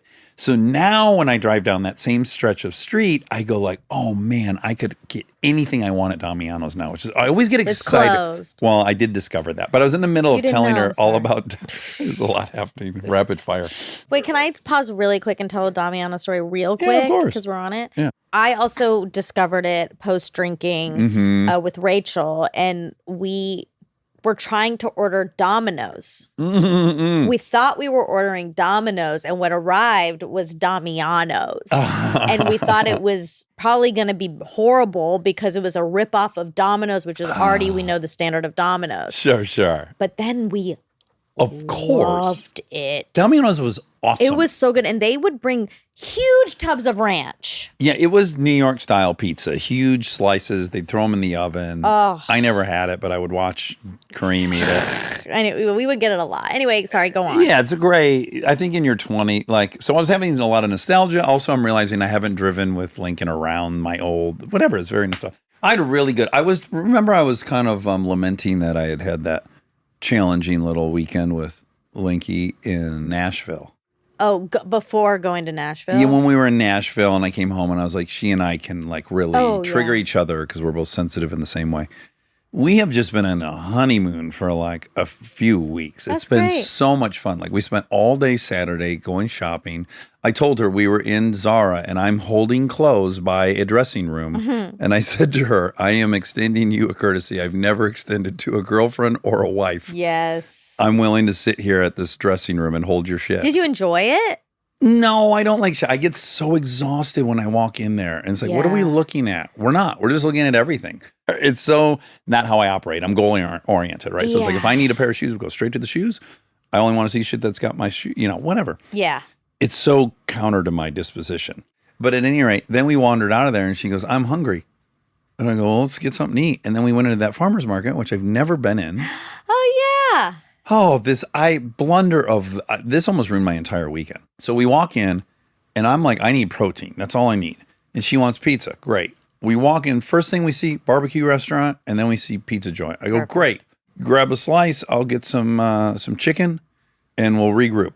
I sit down, I eat. She eats her pizza. I eat this chicken and some ribs. It's very below average. I mean, it's a 4. I'm almost like bummed I'm eating it, but I need the protein. That's what I'm thinking.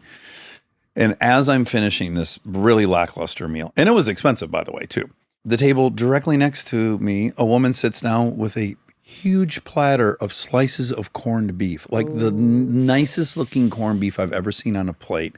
And then her boyfriend sits down next to her, and he's got like a 2-foot tall hot pastrami sandwich, also looks incredible, pouring over with coleslaw and Russian dressing, Swiss cheese, the works. And I go, guys, where did you get that? And they go, oh, it's just right there. Like, had we walked another 3 feet. And then I'm telling Eric this yesterday, and he goes, oh, yeah, that place is supposed to be like the most legendary corned beef in the city. Oh, no. And I was just so mad. I had just spent all that money and ate all that garbage. And if I had walked another, now this is where my hatred for shopping bit me in the ass. That's right. I should have walked around the entire farmer's market, seen everything that was there, and then decided. All the options. But I'm like, that'll do. I'm hungry and I need protein. Arr. Yeah. And it was garbage. Dang. And, these and you two never go to the Grove, so when will you be back? Well, I'm going to go back and get that corned beef now. You are? Okay. Yeah. I mean, they were on the edge of orgasm eating this. Dang. It I looks want that. so good. Did you buy an outfit? No, because I'll be wearing all pink for lovers. Okay. And I had Cute. half of what I needed. And then I told her, like, love, if it's okay, I'd like to just go online and get my remaining parcels. And she joined me for the online shopping portion. So we knocked out my outfit before we even left to go shopping. Because I can do it for her, but I can't go into a store and sniff around for pink. I see. Yeah, and then try on a bunch of different things to see what one fits right. Did you have a pink shirt and pink pants? I have pink shirt, pink pants that I just happened to have gotten accidentally. Great. Days before. I have my pink Jordies, those really rare ones. Cute. I almost never wear them because they're so rare. Yeah. So rare. Too rare. And then I'm going to wear my pink Boys Get Sad Too sweatshirt. Cute. Yeah. I love that. So I'll be pink head to toe. That'll be. And is she also gonna be lovers? She's blue. She's blue for 1989. She's 1989. Okay, great. Yeah. Love it. So we got her some blue sandals. I mean, we were keeping it a secret. I know. You haven't said the location though. Yeah. She's on tour. But you also did say a long time ago you were debating. Yeah. And then Well, I've chosen to yes. I've chosen an incredibly spoily trip, but it's going to be so special. But once I actually started thinking about it, it has nothing to do with like I'm not going to deny myself a trip with her to go see Taylor Swift. Yeah. Yeah.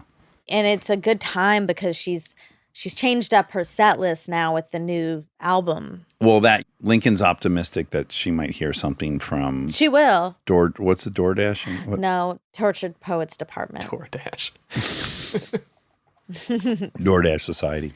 Yeah. Tortured Poets Department? Yeah. I got to get hip to all this. The Tortured Poets Department. A lot of people are doing TTPD. That's helpful. TTPT. Yeah, so maybe we'll hear some tracks off that. In Paris, she did it, and it was a big deal. Oh, really? Yeah. Oh, I got to add one thing because I just said how spoiled she was. I was sharing on here about lunch. We talked a lot about lunch last time in elementary school. Oh, yeah. Okay. So then Lincoln came and sat on the bed and I was writing. She said, what are you writing? I said, oh, I'm writing about lunch.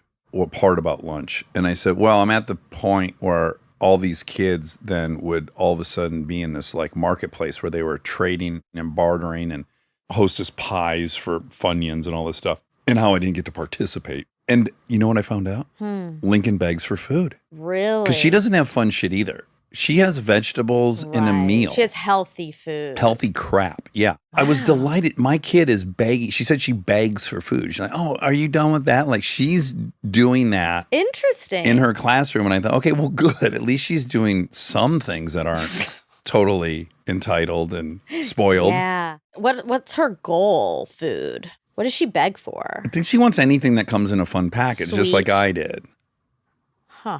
Yeah. So I was like, oh, good. This is like passed on a generation. Yeah. She's a panhandler I mean, too. all kids want packaged shit. I know, but I think there's a difference when you're trading straight up and when you're begging and you have nothing to offer. So there's trading, and that's only so humiliating. That's not even humiliating. Right. That's just being That's a wheeler normal. dealer. Mm-hmm. And then there's begging. Yeah. And begging's humbling. Sure. And it's good for her, I think. Like I heard that and I didn't think like, oh, I got to start buying her Lunchables and fun shit to trade. I was like, that's right, girl. You fucking beg for some shit, leverage some relationships. Yeah. Wheel deal. Be an agent. Because sometimes I could be an agent. I could figure out how to get some stuff because I could put two sellers together that weren't friends or whatever. So I often was the agent for people, and then I got a little kickback out of it. Oh, and then we drove home on Melrose, and I showed her the groundlings, which I'd never shown her. Yeah, it was a real, little tour. Yeah. There was a few things as fun as riding around on a motorcycle with your little girl That's in nice. L.A. Yeah. Speaking of which, have you ever seen a baby praying mantis?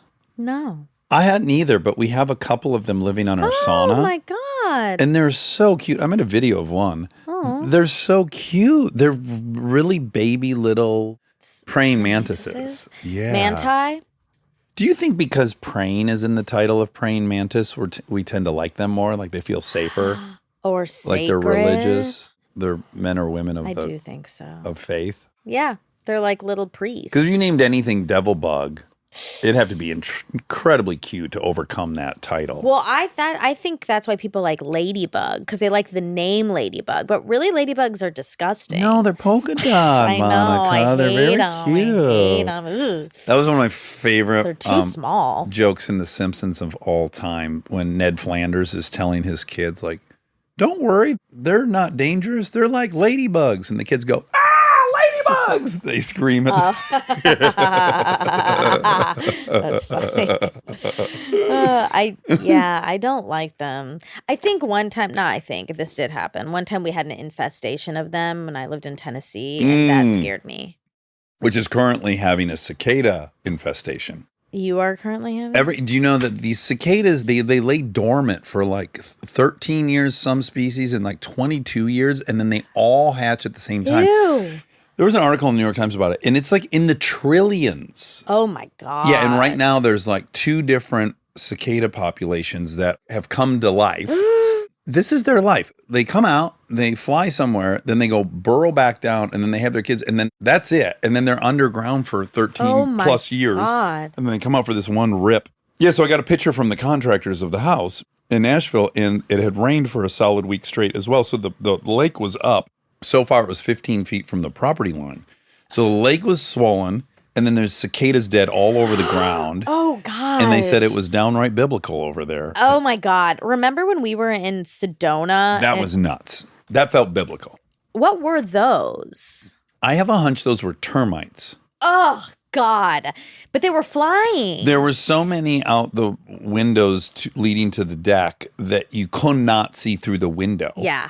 And then when we went out in the morning, there was like 6 inches. It was like ankle high. It was of dead truly bugs. Like, this is the apocalypse. Yes. We were just sitting outside, and all of a sudden, there's like 1, and then 2, and then 30,000. Just smashing into the windows. Ugh. And yeah, it was wild. Horrible. That was wild.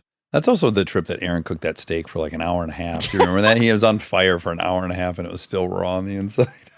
Oh, yeah. Yeah, he I do blasted that remember. baby. That's also when Ryan got stuck on the mountain. A lot happened on that That was trip. a big trip. I think And that's also when stargazing. we first tried the burger from Enchantment, the hotel. We loved it. We loved it. A lot happened on that trip.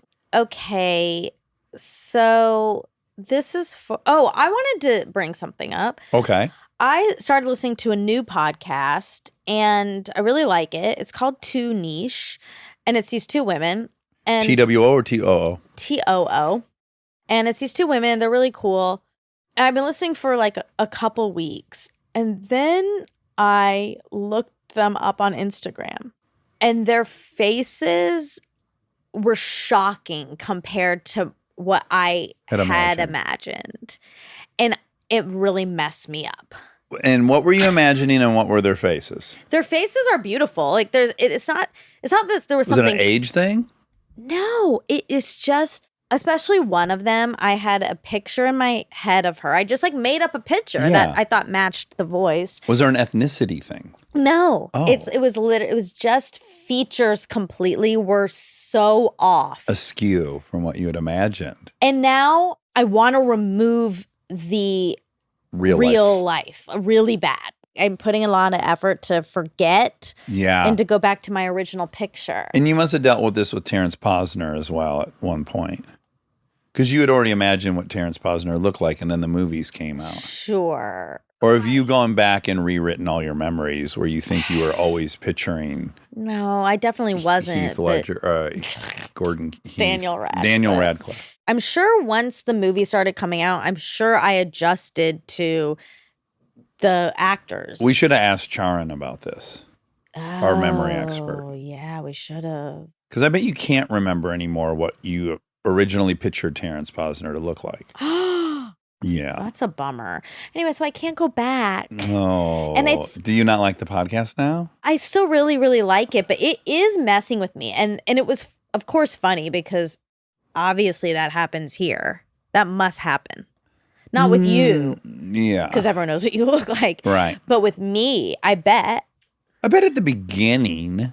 But if you don't follow us on Instagram and you're only That's like true. listening, you have an idea of what I look like. And then I'm sure what I actually look like is probably different and it might fuck you up.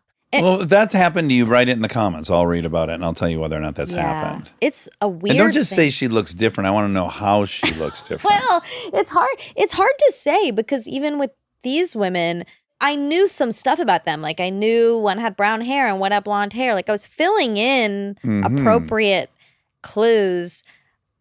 But I think my imagination is just very vivid. Like I create a real person. Yeah. And then obviously that can't be them. They look beautiful. In fact, I think they look better. They look too good for you. Yeah. Yeah.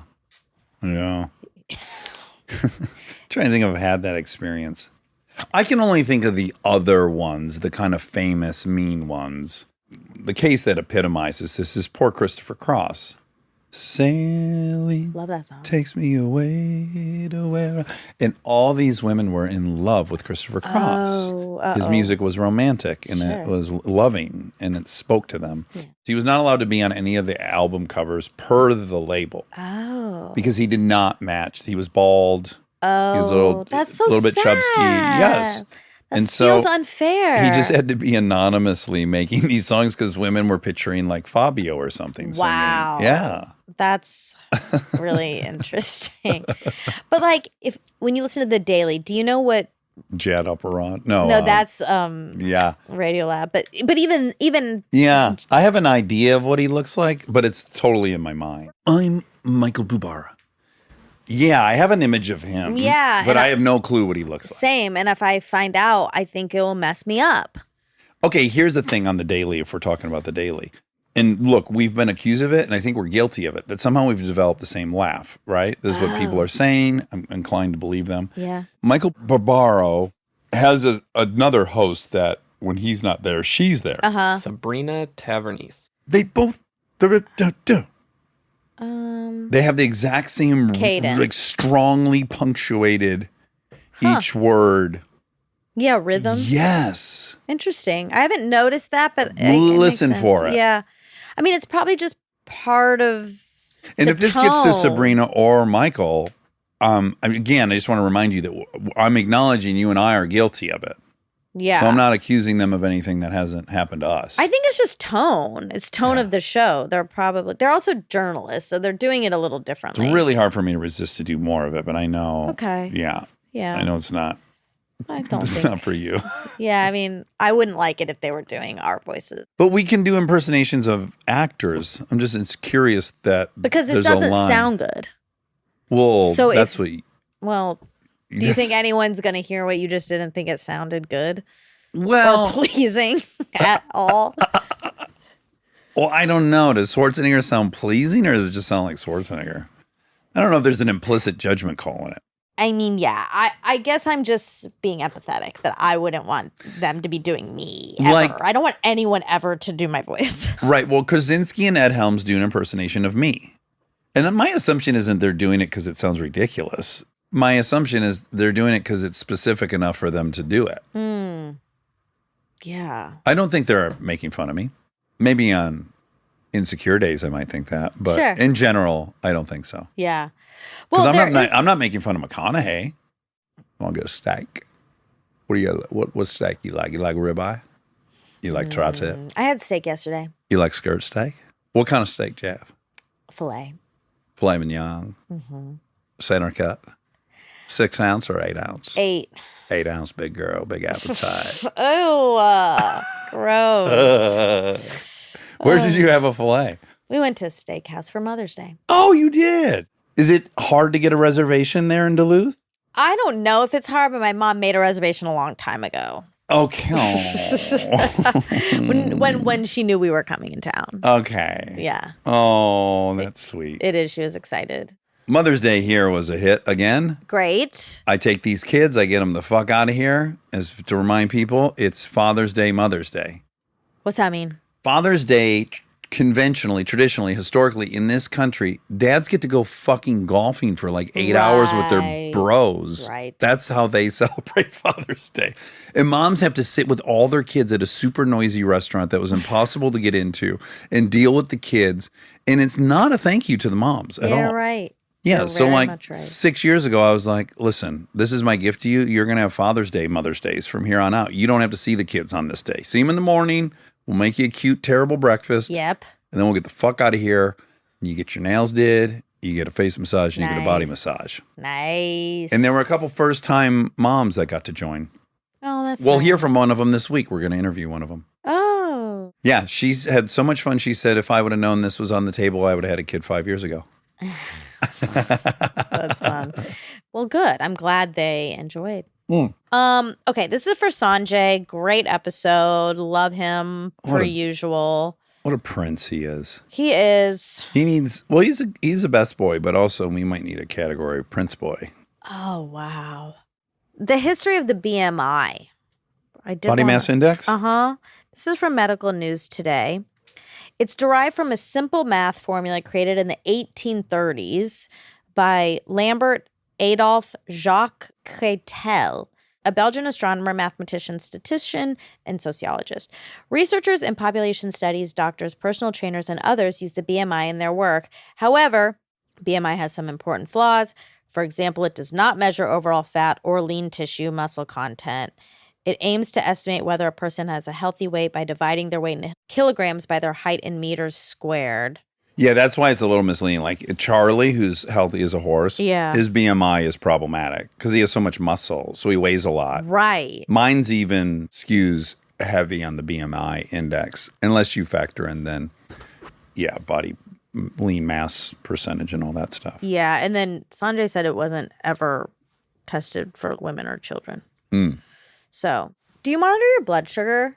No, But you never have any issues when you get your blood taken and stuff. because I don't eat gluten, and Yeah. most of the things I'm allergic to and that I don't eat are starches. And so since I eat mostly either protein or vegetables, I don't. You're not at risk. The only thing I eat that could spike my insulin would be rice, but then I got that low glycemic Yeah. rice. But we have friends who Monitor. monitor it, and it's been really helpful for them. Yeah, it's interesting. I mean, my dad monitors it because he's Pre-diabetic. Does he wear the little arm patch like no, Kristen? he doesn't want to do a continuous monitoring. He Okay. checks it every day. But it is interesting to see how much it fluctuates. Yeah. Well, when Kristen was wearing it, she'd get alerts. Mostly, though, that her blood sugar was too low. Right.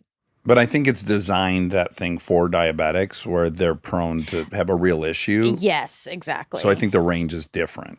Yeah, my grandfather had diabetes, and yeah, there were some scary situations where it would get too low. I've been with my cousin when his got too low, and it's really scary. Yeah. They kind of, the cognition stops. Exactly. Yeah.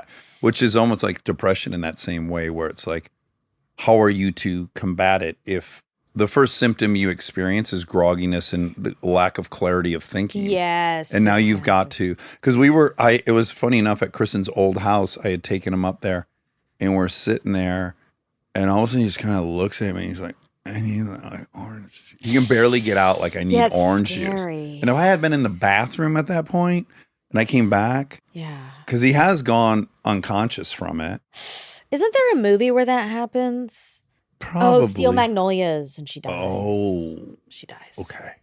Really sad movie. What's the saddest movie you've ever seen?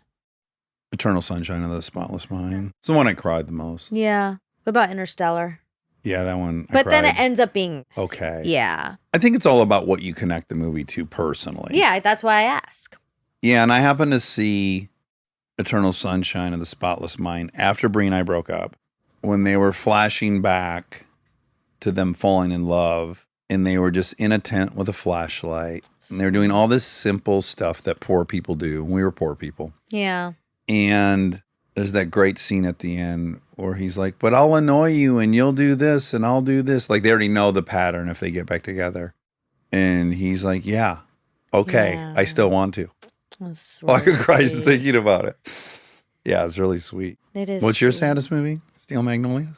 No. I mean, it is a very sad movie, but Her made me really sad too. Well, it made me lovesick and sad. her is just melancholy. I mean, the whole thing is very melancholy. Yeah. The tone of it is. But I don't know what the main one is, but one of them is 50 First Dates. Oh, wow. With Adam Sandler? Yeah, and Drew And Barrymore. Drew Barrymore. Wow, that one. Yeah, because she keeps forgetting him, and every day he's like committed to falling in love every day. Yeah, It's so sweet. he was in like basically a narcissist relationship. Like he spent his whole day trying to regulate her. No, because he loves her. And Yeah, it's he'll do probably an unhealthy anything. relationship though. No, if you have to re-win over the person. She had a disease. I know. It wasn't like It's not her fault. Yeah, so I don't think it's unhealthy. She wasn't like I don't remember it's been a long How time about since this? I've seen it. If the goal is unconditional love in a relationship and every day you're a clean slate and you have to win someone back over and get them to fall in love with you, that doesn't sound like a great relationship. Well, unconditional love, he has unconditional love. He's just like, I love this person no matter what, and Well, I'm that's going to nice. show up every day and Yeah. be that. That's nice. Yeah. I like that. It's sad. Well, the sad version, that's a reality and not the movie. The movie's a metaphor for Alzheimer's. I know. That's why Yeah. it's horrifying and sad, Yeah. and I hate it. Do you think when they were trying to crack that story, they're like, what's a fun version of Alzheimer's? Maybe.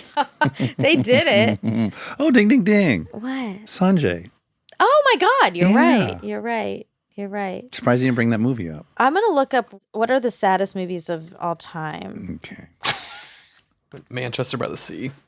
Oh, that one is. And Blue Valentine. Has anyone seen that? Yep. Oh, wow. Yeah, Manchester by the Sea was really sad. Okay. Dill Alice. I never saw that, but yeah. No, thank you. That's Alzheimer's as well. Oh, ding, ding, ding. May December? No. Uh-oh. What? Esquire. Esquire. That one feels like they got paid to put that in there. Yeah. Yeah. Like that's an ad. Pursuit of Happiness, very sad. Past Lives, yes. So sad. What is that? It was from last year. Oh. It's again, for me, the saddest movies are not the Steel Magnolias. They're these, like real life. You just can't. Tell me what Past Lives is. It's Greta Lee. No, Do you know what? the story. I know. I was just for people listening. Okay. It's Greta Lee. Set in Seattle. Basically, this couple falls in love, Uh-huh. and then they lose touch over time. Okay. And you're following her in her new life, and then they reconnect. Uh-huh. It's very mundane. It's like a very mundane story, but it's just the reality that life doesn't work out the way you want it to all the time. And I mean, Jess and I were bawling. Okay. It's a really good movie. Okay. And everyone I know who's seen it is just like, you're distraught after. Mm. I think that is indicative of how beautiful the story is, because if it has that kind of impact and it's pretty inconsequential, like it's just, you're just watching someone's life and Yeah. things don't work out. I really liked Family Man for that reason. Yeah. Do you remember that I one? do. I loved that movie, but I do forget it.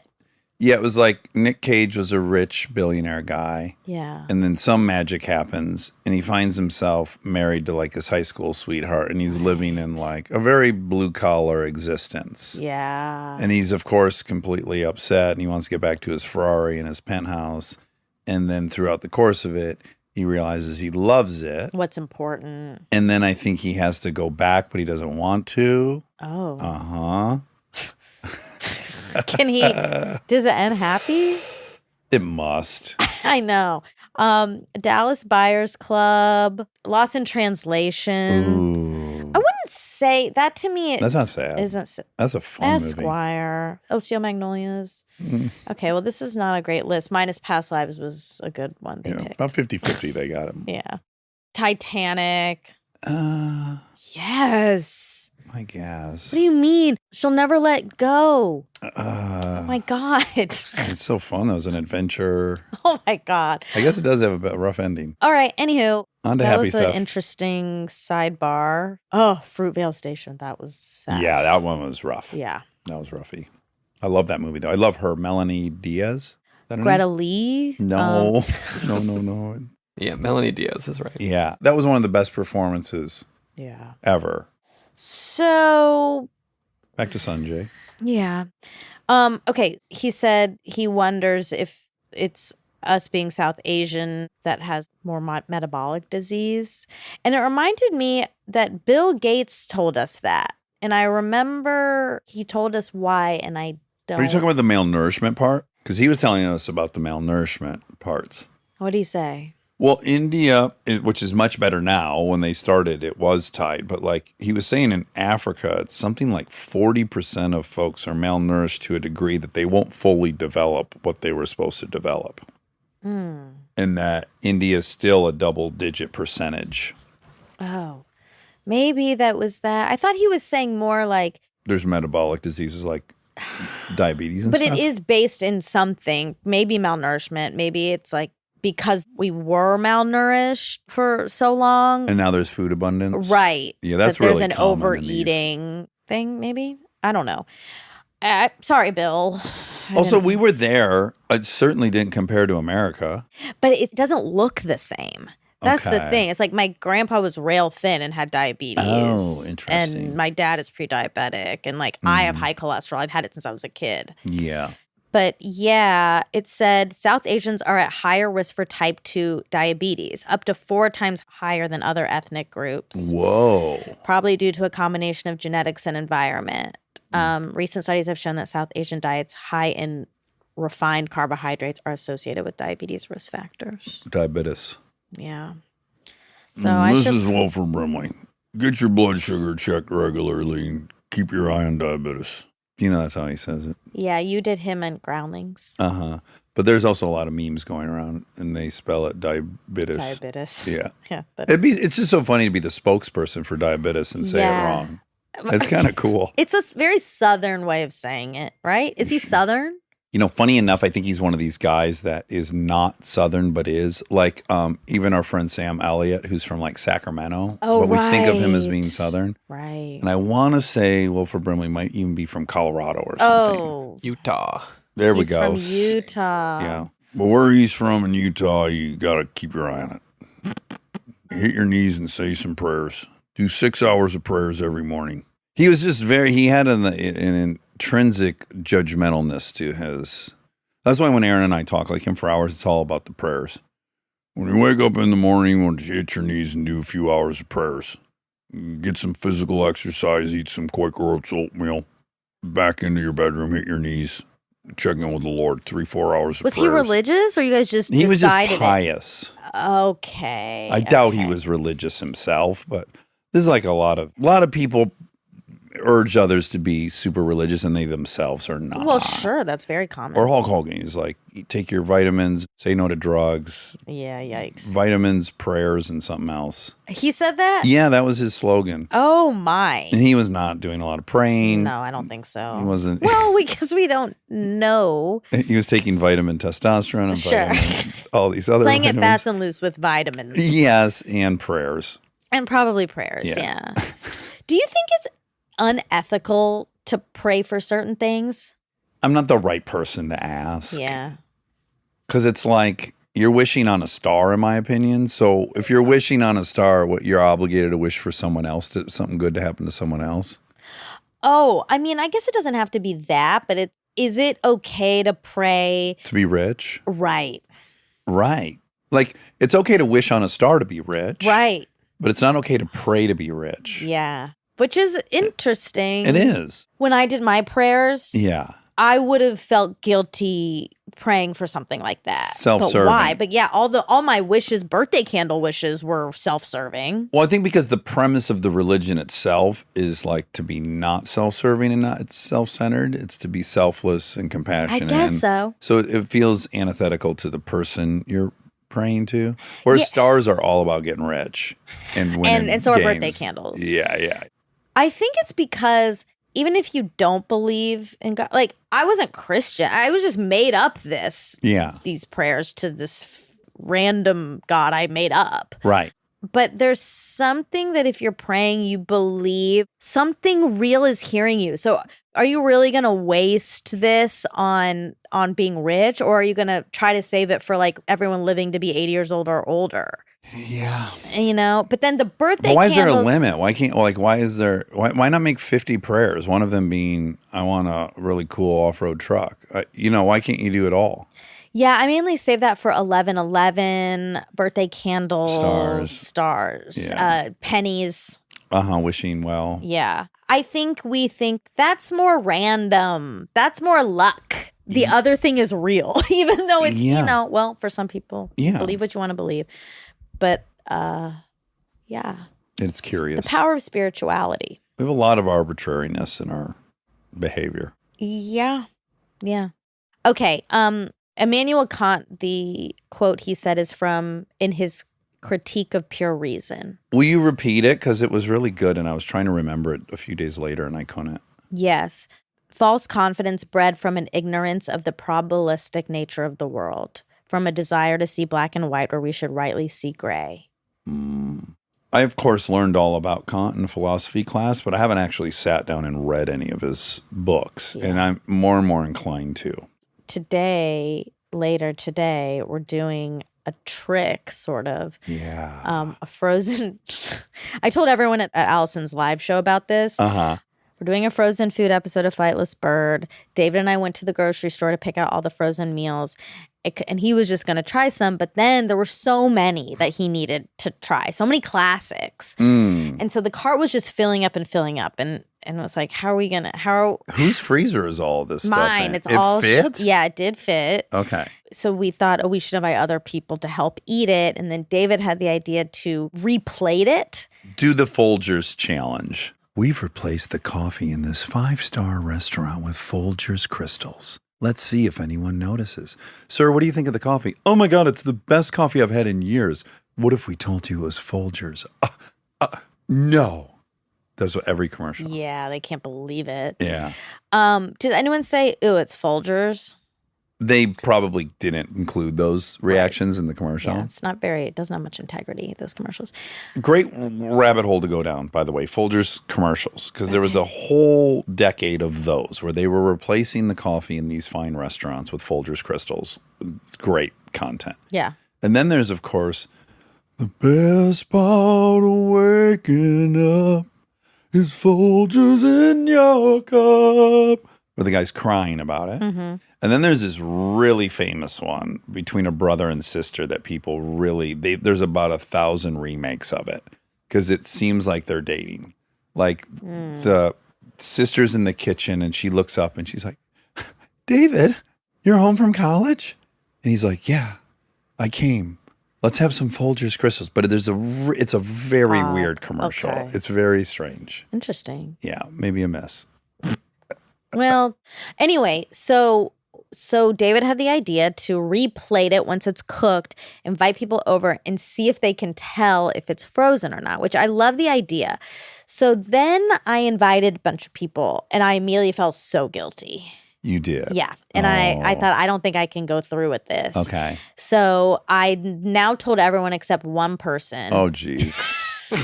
Well, that's the worst possible outcome. I meant if to you'd do, done 50-50, that would I meant to do 2 people, but then it turns out I accidentally told the first person already. So it sounds like you're gonna have to tell the last person, I so they don't feel like the can't. dum-dum at the. I You know. need to invite one more person that doesn't know. Yeah, because you need a control group and a. It's random. Jess, and like I think he'll be fine with it because it's Jess. Yeah. The problem is it has to be someone who's not going to be mad at me that I did this. Okay, so here would be an interesting line of inquiry for you to self-examine. Okay. Do you think you told those people because you were afraid they would feel tricked versus you just can't bear to think that they would think you cooked this frozen garbage? No, because I will tell them. Right, but it was even the reveal. thought of like an hour of the meal where they're like, wow, this is what Monica cooked? No. That wasn't in there. I was thrilled about that. But, I text some of the girls and invited them and then there's like, any excuse to have your cooking? And I'm like, oh, fuck. Like, right. Because they aren't going to like it probably and they're expecting dinner. So I just started to feel like this was unethical. But Jess will like it. Sure, absolutely. And I'll like it. Yeah. I love that Stouffer's lasagna. Yeah, it's delicious. Marie Callender's. When you think frozen food, what comes to your mind? Frozen pizzas, Geno's and Totino's? Totino's. Those were my favorite. Did you ever have the pizza rolls? I bought those. Those are good, but I didn't like that they would always put one cut pepper in there. There's always like pepperoni? one cube of pepper. No, green pepper. Oh, I hate that one cube of green pepper. I've never had that. You don't know what I'm talking about? Look for it tonight. Okay. It should not be in there. Every single one or like one in the whole package? No, that would be great. And then that's like you win. It's like the baby and the cake. And don't sue me, whoever the makers of those pizza. They can't sue you if foldovers. you just don't like it. Well, no, I'm claiming that they all have a chunk of I've never noticed green that. pepper in them. And I was always like, what is this thing doing? It's almost like eating something with a pit. Or like you're waiting to find the pit. Did you though? Did Will you you look this up, Robin? Yeah, See I'm the trying to- ingredient. Did you have a certain flavor or something? Probably pepperoni. If I'm gonna eat any pizza, I would want it to. I think I probably only bought the cheese ones. I am a little worried about how I'm going to stagger the cooking. I am too, because that oven, although most of this is 425, right? Isn't that kind of the standard in the frozen food game? Maybe. The Stouffer's lasagna is huge and the mac and cheese. Yeah. It's family size. People will know the mac and cheese is frozen. You think that's so? the most giveaway one. Yeah, it tastes the same. I wonder though. You think they think you made pizza rolls? Okay, so that's the problem. There's going to be, in like the Dino chicken nuggets, like it's going to be a little bit of a giveaway. But did you get any Boston Market frozen? I think Boston Market had a They did line. have a line. I Meatloaf, saw. mashed potatoes. I didn't get that. That wasn't a part of my childhood. Oh, okay. I mean, Boston Market was, but not frozen. I think that happened later. I think they transitioned more into a frozen food company than a brick and mortar. Oh, yeah, that makes sense. I haven't seen one in a while. Brick and mortar. Yeah. I think There's one. I think the Supremes had a random pepper in it. Are you sure that's not? I mean, if it had a green pepper in it or a red pepper, then yeah, I guess that's the one I had. Yeah, green sweet pepper. Oh, fuck that. I feel so vindicated, though. I'm glad I didn't imagine that. Who bought Supreme? It kept me from, they were perfect other than that. But for me, when I was younger, a chunk of green pepper was like throw everything out. That's all I tasted for the rest of the night. Well, anyway, we'll see how it goes. Is it on, do I need to tell him? No, I'm not gonna. Yeah. I think the mac and cheese, that's funny. I think the mac and cheese will actually be, if I serve it in a beautiful bowl, I think people could. No, I'm telling you, why I shouldn't have told anyone, because they really would have found out. You know, I love macaroni and cheese so much. Yeah. And I could tell you about every kind of box macaroni and cheese. I've had them all, and I have a total ranking of them. Yeah. I have never had a frozen one, which is not to say I haven't eaten them. Yeah. I've eaten them. The noodles suck. Oh, I love it. You really like it. I loved it. I haven't had it in years, and so I am worried. But they brought back, so I have a very visceral memory of the Stouffer's macaroni and cheese with broccoli. I would have it at my grandparents' house all the time, and I loved it. And then they discontinued the one with broccoli. Part, yeah. And it's back. It is. So I bought it. Oh, wow. Are you gonna add any like Spruce. That would on be it? a cheat. Yeah. No, that's a cheat. No. Yeah, No, like no. you can't put real cheese on top. But of just like a No. little bit for garnish. Garnish, yeah. Well, I'm only now tricking one person, so no, I'm That's not a lot doing of that. work. I also want David to You also try it as is. You also picked the very worst person to trick because that person has more experience with this frozen food than anyone that'll be there. So if anyone will be able to sniff out all these different things, it's going to be him. But the he person to also tr- doesn't have he's not hoity-toity. I know he's not. I kind of think if he sees it in another bowl, he's just gonna think I made it. I mean, we'll see. You'll see. You'll see. My hunch is he's going to know exactly what it is. Really? Yeah, because maybe Erica, I mean, she grew up Mormon and upper class. She's probably never had this. But she's not gonna be like, she's gonna see this fucking fish sticks and be like, "You made this." I think Well, I guess Jess if might believe that I made it. I don't know that the premise should have been you made it as much as I ordered food or not. Oh. Because no one's going to believe you breaded fish, white fish, and then had a deep fryer in your kitchen and all this. How am I going to do? I'm just going to have, because some of them are individual portions. Yeah, that's Like Mini a tiny pizza? one pot pie. You might need to think about your premise a little more and pivot to like you're just hosting a dinner party with frozen food. Well, that's what I told everyone but Jess. Yeah, but just the like taster's test portion, the Folgers Crystals part, I don't know is achievable at this point.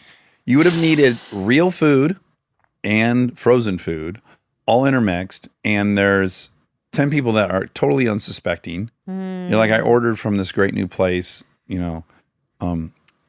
Ville and Vonnie's. Yeah. And then I let everyone eat everything and then just go like, who had favorites? What was your favorite? What was your blah, blah? Oh, that's interesting. What made everyone's top 3 was Stouffer's macaroni and cheese. I know, but I just couldn't lie to all those I know. people. It was too much for you. It ended up being too much. I didn't expect that from myself. Right. Because it felt like it was going to be a really fun game. But It's been hard to time and do all of that too. I mean, I'm still going to attempt. Some of it's going in the microwave. I mean, that's the original way to do it. Yeah. That's the traditional I'm way. going to have some for lunch. I'm going to have something for lunch first frozen. Take up something. Well, you're going to have gas then by dinner. Have you thought about that for your dinner party? I don't know what to do. Anyway, it'll be great. But David has to try all of it. Like, this is important. Swedish meatballs. Wow. All the pizzas. Like, we got so many pizzas. Again, you can't play off those fucking You're gonna- pizzas as if you ordered them from You rolled this the dough. new I place, made them. I Spanagoli's. made them. Oh, you made Yeah, them. I made it all. This premise, you should have workshopped the premise a little better. Yeah. Anywho, a little bit science behind acquired tastes because he didn't like coffee and then now he does. We talked a little bit about that. Repeated exposure decreases our intensity of taste perception. Oh, okay. So this plays a significant role in the development of acquired tastes. Familiarity with certain flavors gradually diminishes our initial unappealing reaction to certain dishes. Probably the more times you eat frozen food. Well, we talked about sticking with coffee. Like, no one likes coffee the first time they have it. It tastes like Exactly. shit. And then you come to love it. Is there a food like that for you? Because I have one that I kept sticking with. I think I've said it on here before, but What is cottage cheese. I would see cottage cheese on the Elias Brothers Big Boys salad bar. Yeah, and it $9. always looks so good. Yeah, I love the way it texture- looks. Yeah, and in a big vat, it just always looked good. And I would keep trying it. And every time I'd be like, ugh, no, I hate it. Yeah. And then I just kept at it. And one time I covered it in pepper and had a bite. And I was like, okay, here we go. And now I love it. I love it too, or I like it a lot now. And I also didn't like it. But part of it is just growing up and being more interested in eating well. And so Yeah. then we see it differently. Yeah, I agree. But other than that, Rob, have you always liked all the weird shit you like? Because I think you, of all people, like everything. No, I did not. You I was didn't. super picky as a kid, and And you chose, when I got into like cooking, and Yeah. you're like, it's time to embrace these things. Yeah. I think there's this like realization too that you can make any ingredient taste good if it's prepared well. That is the premise you've accepted. Yeah. Yeah. I'm only halfway there. Yeah. And I'm going to prep it really well, the frozen food. And then everything will taste good. Really, I'm going to do it exactly 18 minutes on the dot at exactly 4:25. Also, You're going to need like Rob- 6 different timers going. I'm actually like, oh no, this is going to be much harder than I anticipated. Yeah, it would have been way easier to cook a big meal. Anyway, Rob, my dentist is offering you a cleaning. Oh, great. So, Can't wait to have 2 years. all right. That's If you come it. in here with a big rack of fake teeth, I'm going to fucking die. Oh my God, veneer. Matching teeth. Oh my God, I'm the only one in here without perfectly straight, pure white teeth. Yep. All right, love you guys. Love you.